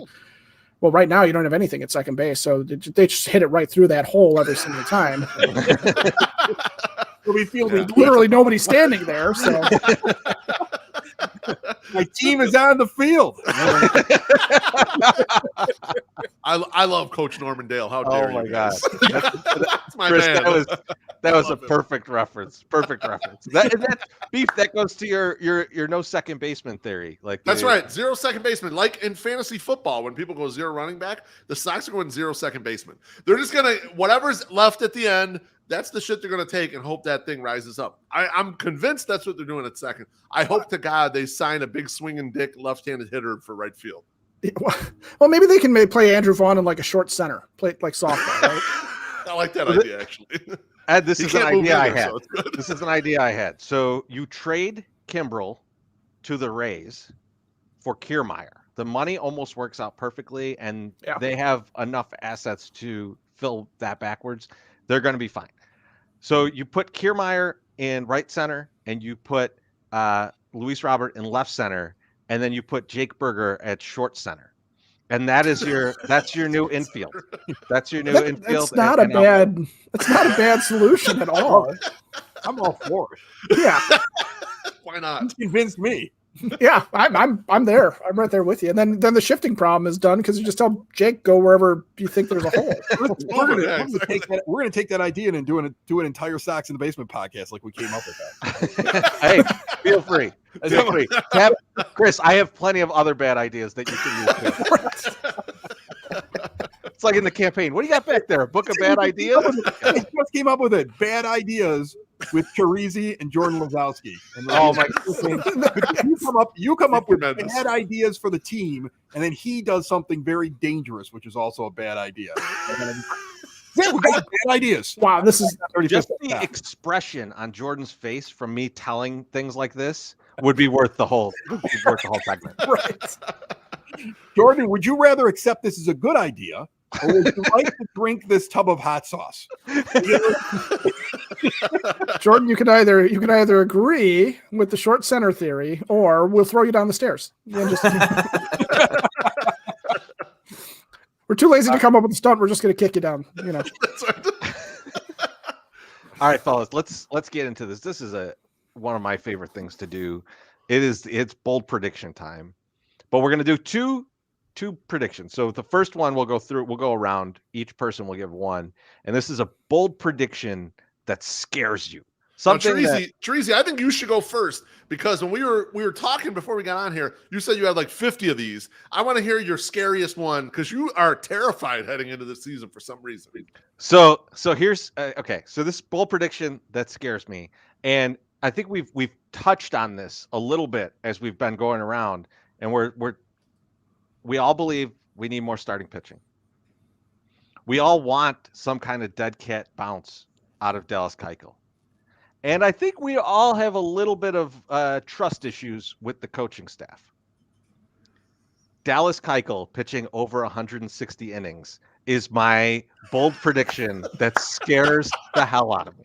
Because we're going to be having these conversations again next year. What do we do with this Dallas Keuchel contract? Because we were forced to have Dallas Keuchel pitch 160 and 1/3 innings this season because we were trying to make the playoffs and we needed him on this like late day in September. And well, he went 1 inning over what we, or a third of an inning over what we needed them to, and now we're on the hook for this contract. I was going to say, whiteboard that.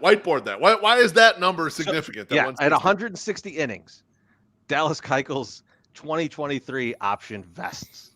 So you'd be on the hook for, I believe, $20 million with Dallas Keuchel in 2023. That would just be his salary. You own that once he cracks 160. And that's why, Beef, when you said 150, I was like, I know where your head's at. Just keep it a little lower. Just un poquito. We got a little bit lower. Could like think about Liam Hendriks standing on second base. You can imagine this scenario happening where you're just like, oh, why is he coming back out this inning? Why is Keuchel pitching right now? Like, you can imagine it, and it scares the hell out of me. But it also means that Dallas Keuchel was good enough to require him to pitch 160-something innings. So it's like, okay, there's some good to this. This is a bold prediction. We need him for over 160 innings. But, oh, man, that scares me. Yeah, well, it is. I mean, Chris is paralyzed with fear right now. I can see it. But I don't know what to do. Yeah, I mean, because you're right. If he pitches 160 innings, things are going really well for him. And but I don't know that you want him to. I don't know, you want that option, even if he does pitch well. Sure, at that price, you want that. You want it. It's a weird scenario where you want Dallas Keuchel, if he's going to be a starter, to be a good enough fifth starter that you're not dreading him pitching that fifth day, but bad enough that there's no reason why you would ever let him cross this threshold. Maybe like in July, could he hook up with Adam Engel's leg guy and just give it a little time off? Well, see, that's the thing that we mentioned last year was like, hey, could we just put him on the IL? And it's like, normally, I think you would be able to maneuver this, but he's a Scott Boras client. There's no way Scott Boras is going to let you fake IL this guy who has an option at 160. So like, it's a thorny situation right now, which is why if you could just get another starting pitcher and then go, Dallas, you're like a long reliever guy. Fine. And then if we need him because someone gets hurt and he moves into the rotation and he throws ground balls and we actually shift, it's fine. I'd be all for the Sox going with a 6-man rotation just to avoid that option, but I'm in for that. That's too. A play also for sure. Ed, what's your bold prediction that also scares you? I think my bold prediction that scares me is that they are going to go with a combination of Larry Garcia and Romy Gonzalez. They're going to try the young guys at second base. That is terrifying. Yeah, and I felt like as soon as he signed that 3-year deal, I went, no, you don't sign a super utility guy for 3 years to have him not have a position on the field. Yeah. And then have a press conference announcing that he signed the super utility guy. Yeah. It was kind of a big deal. They kind of made a big deal out of it, and that sort of had me a little spooked when they did that, because I went, well, you're not playing him in right every single day, and yeah, you might be looking at him as a might be looking at him as their everyday second baseman, which I guess if they're going bat first, that's fine. But I don't like the fact that you might have, like you said, defensively, you might have that entire side of the field is bat only, no defense. And it just, but I do think that that's, given what the market is, given the fact that, we don't match up well with the Mets for that trade. There's not a whole lot of other second basemen that are really on the market right at the moment, that you do have you do have that possibility where they're at least going to spend the first half of the season trotting Larry out there every single day, maybe looking at something at the deadline. And, unless he has radically improved his second base defense, I just see that being a disaster, and that is a fantastic bold prediction that everybody on the team does drive a Mazda to the park. But for Chris, they can't park anywhere because a motherfucking Mazda. A motherfucking Island Park Mazda. Right. You got it said right. I'll they get won't be able to turn a neighborhood parking pass if they. Yeah, if they there you go. The whole team. I'll hook them up. That one's just a little too scary for me. Yeah. Well, I do like to bring up dancing clowns from sewers from time to time. I would take that. I would take that. I would not. Yeah. I'll take Lurie. Chris, what's your scary bold prediction? A scary bold prediction is that Michael Kopech comes out and is the ace of the staff for the first couple of months of this season. And then the White Sox completely screw up his innings load like they did with Carlos Rodon. And that's the scary thing. Because they didn't seem to be able to figure out that even though Carlos was hot, there was no way he was going to make it through the season if you didn't start slowing down what was going on until it was way too late. And look what that did to you in the postseason.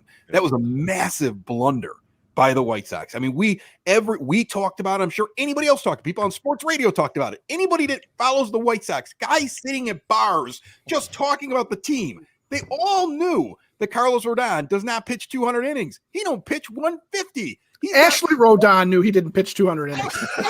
Yes. Ashley's sitting there going, "What? You're pitching again? What? You doing what?" Like, I mean, like, I think Ashley for a while, like, she has this thing, like, I tweet every 5 days. I think she changed it to I tweet every 6 days. Maybe? Can we go, like, every 7?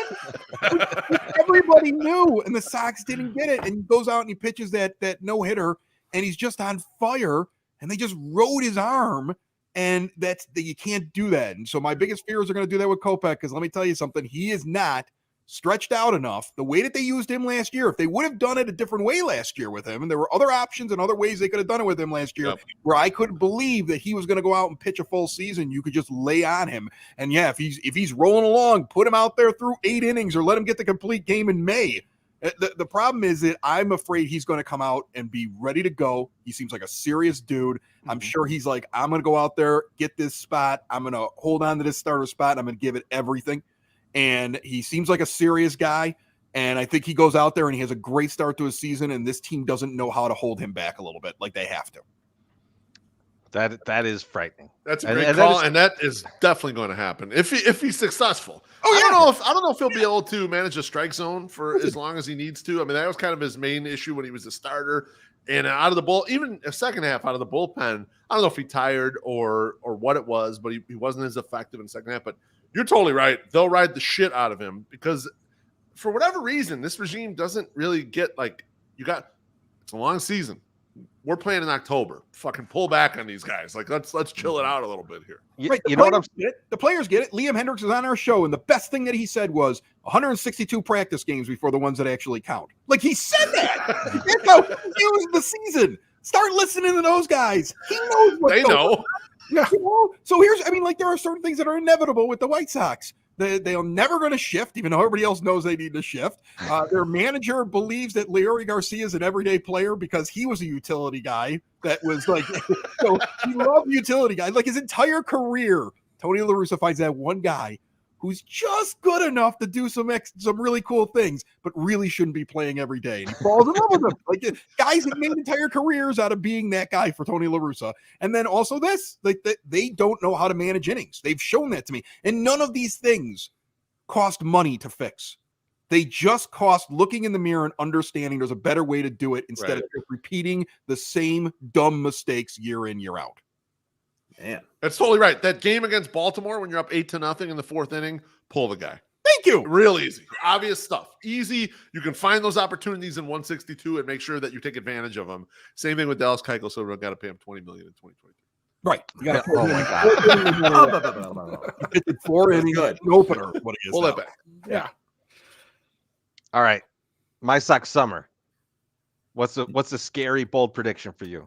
My scary bowl prediction for 2022 is that the lockout ends and we are once again caught with our pants down. And we go into the season unprepared. You can make a case that with injuries, we did that last year, which worked out very well until the playoffs. So I just hope for all that is holy is that we don't fuck up and grossly overestimate how long this competitive window is open. Like, I don't want them thinking in 3 years we're still going to be able to trot through the AL Central and win it and go to the playoffs. I need them to make moves, and I know some of you don't agree with this, but the magical for Kimbrel, make fucking some goofy moves that could potentially pay off a high rate of playoff, like a payoff there, to like bring it in to like try to continually stay competitive for the next 2 years. Like, I think after about 2 years, we're entering in a world that we don't really know what's going to happen. I mean, we might not even play this year. Who knows? But I need them to take notice that we need to win now versus win later. We don't need to be planning for the future right now because it's ungiven. It's uncertain. So really, like, just a lack of aggression, a lack of realizing you're in a position right now where you should be able to take this division, no problem. So be extremely aggressive and go, we're trying to win the World Series immediately, because we have no idea what tomorrow brings. We have no idea how much the Royals are going to improve. We have no idea how much the Tigers are going to spend. We have no idea if the Twins are going to pull some miracle out of their ass and Byron Buxton is healthy forever. Like we don't know any of these things, but we do know 2022 is in our sights. Yeah, hammer on that and try and win right now. Spend the money, because we've traded away every asset that we could potentially trade away.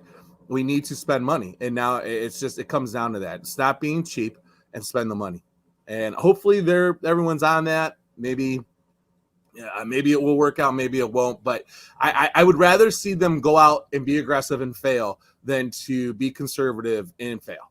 So be aggressive and fail. Don't be conservative and fail. That's my highlight for the scariest part for 2022. So the scariest thing to you is that they're going to be a bunch of pound kittens and not do it right. No, he's more worried that they're going to invest in the pound puppies that aren't worth as much.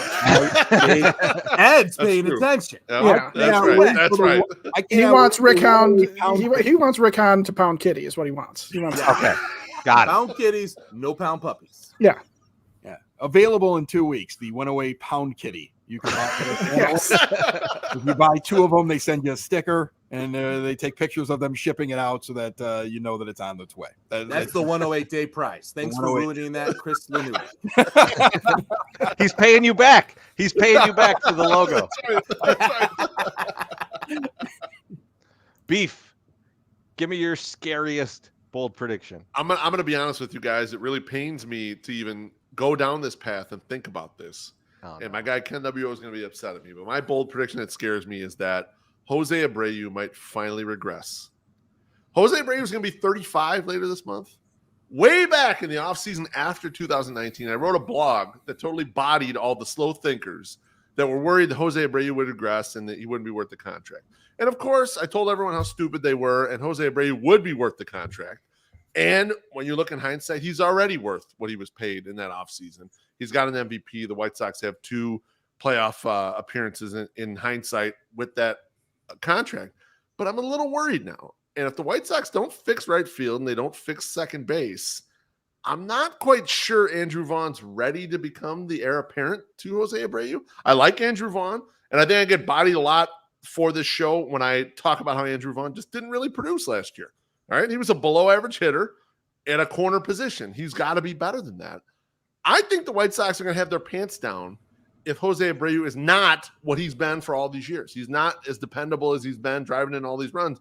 If he has a bad year this year, this is a big problem for the White Sox, and I will personally cry. I think you're on because he's already starting to show signs of regression. I think that's really. I mean, like we kind of broke it down. If you take away 2020, if you take away that 60 games where he was the MVP, and it's a great accomplishment. But if you look at his 2019 and you look at his 2021, his OPS against right-handed pitchers is going down. It's a downward trend for the last couple of years. If you take out the anomaly of the 60-game season, which I've already stopped counting the 2020 stats. There were really good players in Major League Baseball who had a terrible 60 games and came right back in 2021 and were good, and vice versa. So to me, like, I see the slight regression, and it is frightening because at some point it's going to happen.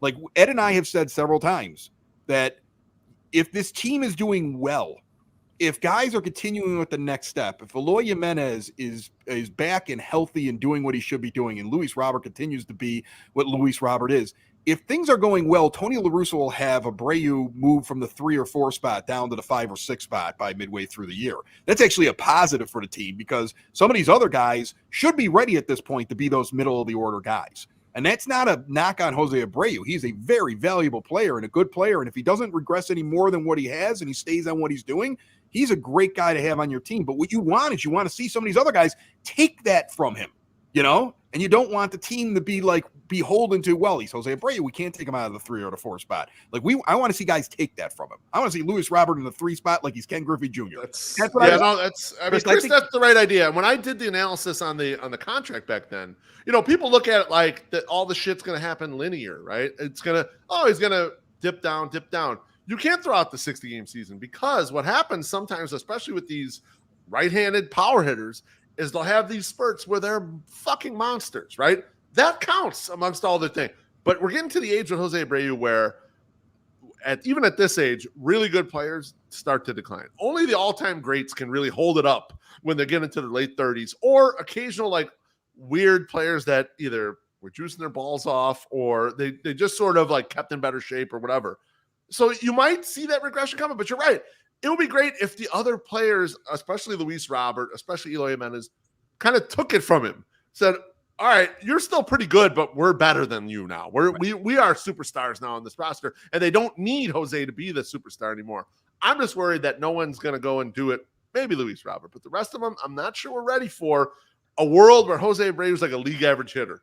And that might not be a good Sox team. You guys, or where he's platooning Gavin Sheets. Right. You guys have pointed out though the actual scariness of that prediction. It's not so much Jose regressing.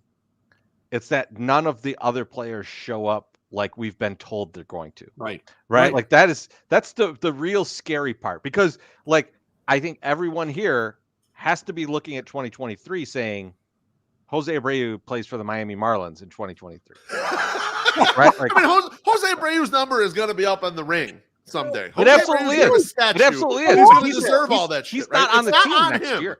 Right? He's not on the team next year, right? I don't think so. Or he's doing that Paul Konerko farewell tour thing where he really wasn't playing. Contract, we were kind of playing half. Yeah, you know, but even then, you can't even do that with Abreu because you have 47 DHs on this team. Right. Well, that's a bit of a problem, yeah. different problem, different day. But yeah, and look, to this point, we're not trying to jinx Abreu. We're more worried about the other guys. The worry is like if Abreu falters and you're like, oh man, Abreu. Let's assume worst case scenario, Abreu gets hurt and he can't play. Who's the guy? Who is filling in at first base, or who are the guys? Is a Vaughn Sheets platoon at first base enough? Not if they're platooning in right field. Good point. Good point, Ed. And if Andrew Vaughn's playing second base, that's also going to be a problem. Yeah, it's going to be hard on him. How many positions do you expect Andrew Vaughn to play next year? Jake Berger's playing second base next year. You know that. There you. Come on, man. All right. No, but it's the. You do need these guys to step up. And eventually, I think even Jose Abreu probably smart enough to realize that at some point he wants these guys that he's brought along, that he's got this sort of fatherly relationship to. He wants these guys of his to come and knock him right on out of the team if need be. But getting back to Larry, you couldn't certainly play everywhere, man. Tony goes to first. He goes to the end. Well, he's like 5'2". Him at first would be hilarious. I joked the other day in my blog that Larry and Andrew Vaughn had to fill in when Giolito and Lance Lynn went on the IL during the upcoming season. So, well, think about this scenario though. Think about this scenario where if you were to say, okay, we're not thinking about Sheets and Vaughn because they're going to be in right field. And what we'll do if Abreu is not producing or is hurt or whatever, we're just going to move Grandal to first. Oh, I knew you were going to go there with that. Oh my God. What does your catcher look like? Well, it looks like Zach Collins missing fastballs thrown right at him, or it looks like Sebi Zavala swinging and missing an awful lot. So that's what it looks like. Yeah, it's basically the Team America guy vomiting constantly. All right. So we've really hit on the negative pieces here with our bold predictions, but let's end the show with each coming up with a bold prediction that truly excites you. That's something that is exciting to you. That here's my bold prediction. If this happens, wow, this is going to be amazing. Ed, once again, we'll start with you.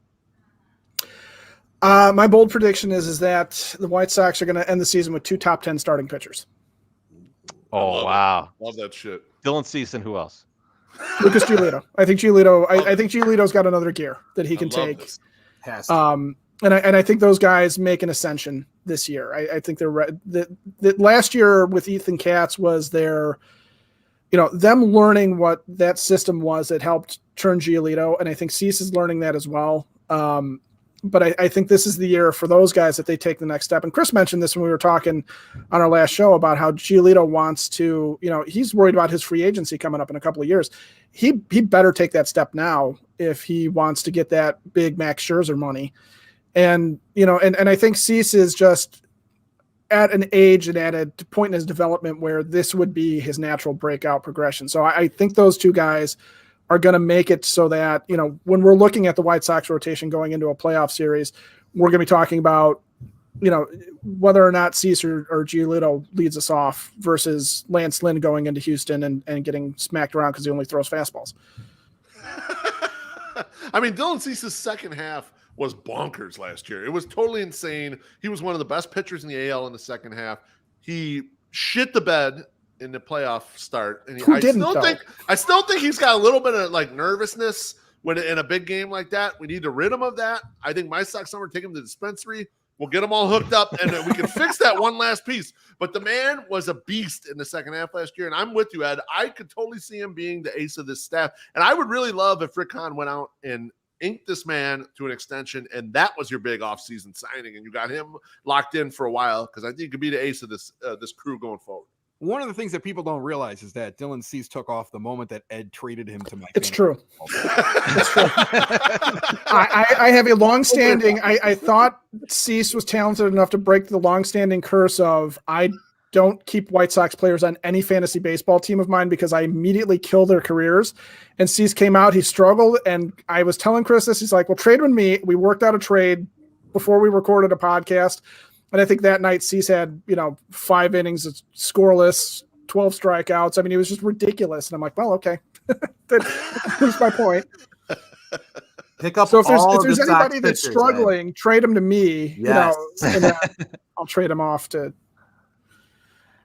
Chris, I'm not going to go to you next because I want you to end. We're gonna end on you. Closer. He's gonna be the closer. What if mine gets taken? I'm so nervous. Hey, you can sell it. Do you think any of us are gonna take yours? Like ours are gonna be weird, All right. My Sox summer. Give me your weird ass bold prediction.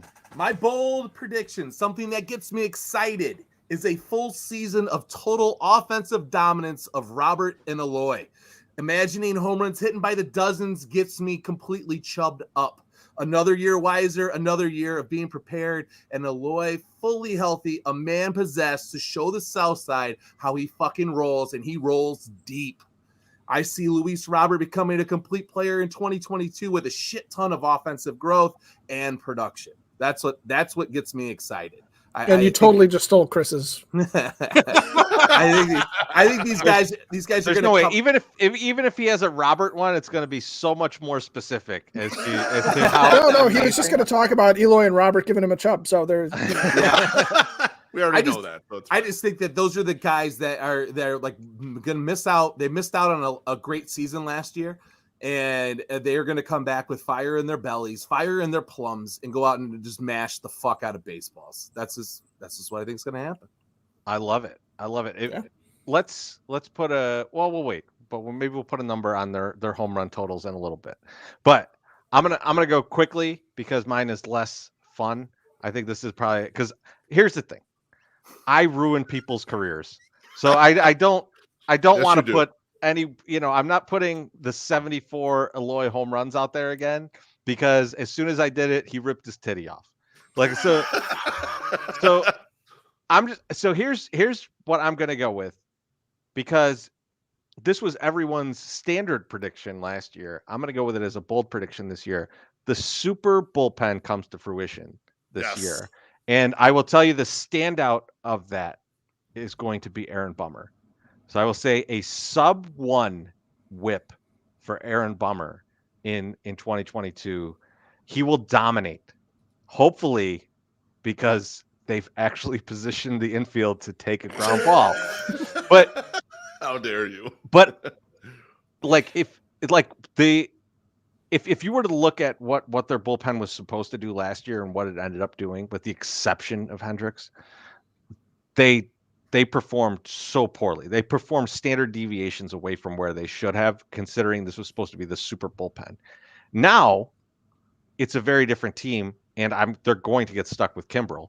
So now you have what you should have there is you should have Hendricks, Kimbrel, Graveman, Bummer as the back four of that bullpen. I'm almost going to be disappointed if the super bullpen doesn't happen. Like, this is that they should ascend to a level where you're looking at them like, just get to the 6th inning, right? That's the way you should be looking at this team if those guys are there and performing the way they should. So that's my prediction. The super bullpen exists, and it exists in 2022. I like it. They overshot it last year, and then it actually happens in the year you're not expecting it to happen. Because I think for Aaron Bummer, just put all the fielders in the infield. Yeah, just really. Like, what did he throw last year? Like one fly ball? Like, I was honestly like there's some insane stat for Aaron Bummer last year of his launch angle, like the average launch angle on his pitches from the batter hitting it is negative. It's negative. Like they're hitting it directly the ball into the ground. On average. That's insane. No one should be able to do that. And like that's another piece of like, why are you positioning these guys so poorly that a guy who comes out and throws the ball directly into the ground, you can't keep this guy's ERA anywhere near where it needs to be. And like that's insane. And so like I think if they just put a few things together, Bummer can have a tremendous year, just off the charts type of year. And that's why they extended him. That's why they gave him money, and we'll hopefully see it this year. Beef, give me one. Dreezy, I don't like to go for the headlines, but how about this one? Luis Robert, AL MVP. Okay, I wrote a blog about Luis Robert's performance. That's it. I mean, I was going to hold up the jersey. I had the jersey ready. There it is. Chris is with me. You know, I know this is right because Chris is with me. I brought me on here to steal my big ending. Just got fucked. How's that feel, Lanuti? 2 hours of podcasting just to rip away my big ending. That's what they do. It's all a plan. Big finish. And I was in on it for the biz. So Beef, blog about this. Beef, I'm gonna cut you. I'm gonna cut you here. Yeah, go for it. You gave Luis Robert the AL MVP. I love it. That's your thing. Chris, what are the stats that get him that? He's a 30-30 this year. He's going to have 30 stolen bases. He's going to have over 30 home runs. He's going to have an OPS over 950. He's going to have a WAR of around 8. And during the All-Star game, they're going to show him and Mike Trout in the outfield as starters. And they're going to give Trout center field because of age. And there's going to be a conversation during the game of one day that guy will be the guy that's over Mike Trout because that's the next one. And that's what's going to happen this year with Luis Robert. He is Ken Griffey Jr., and he should be batting third for the next 10 years. He's a future Hall of Famer. All right. Love And I believe that in my bones. Okay. That's why when I was asked, what do you want this year by my mom? I always give her the big gift. And I was like, I want a Luis Robert jersey. Like, I don't have one yet, and I want one. I mean, guys, Love anyone listening to this, we've got Beef and Lanuti agreeing on the This is ascension rare. of Luis Robert. I'm excited. I'm excited. If there's a bold prediction that excites me, you guys put it together there. It moved a little bit, to be honest. If he runs into Aloy like game 3 of the season and they're both out for 2 months, erase all of this. Anybody don't even put that out there. I'm looking forward, frankly, I'm looking forward to it in the All-Star game where Trout cuts in front of a ball in dead set left center field and Aloy's standing there doing this again.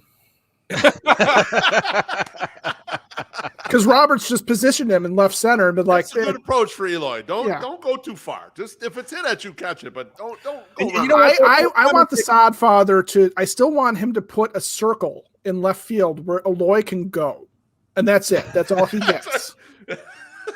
That comment there about like that would be like a bold prediction for the.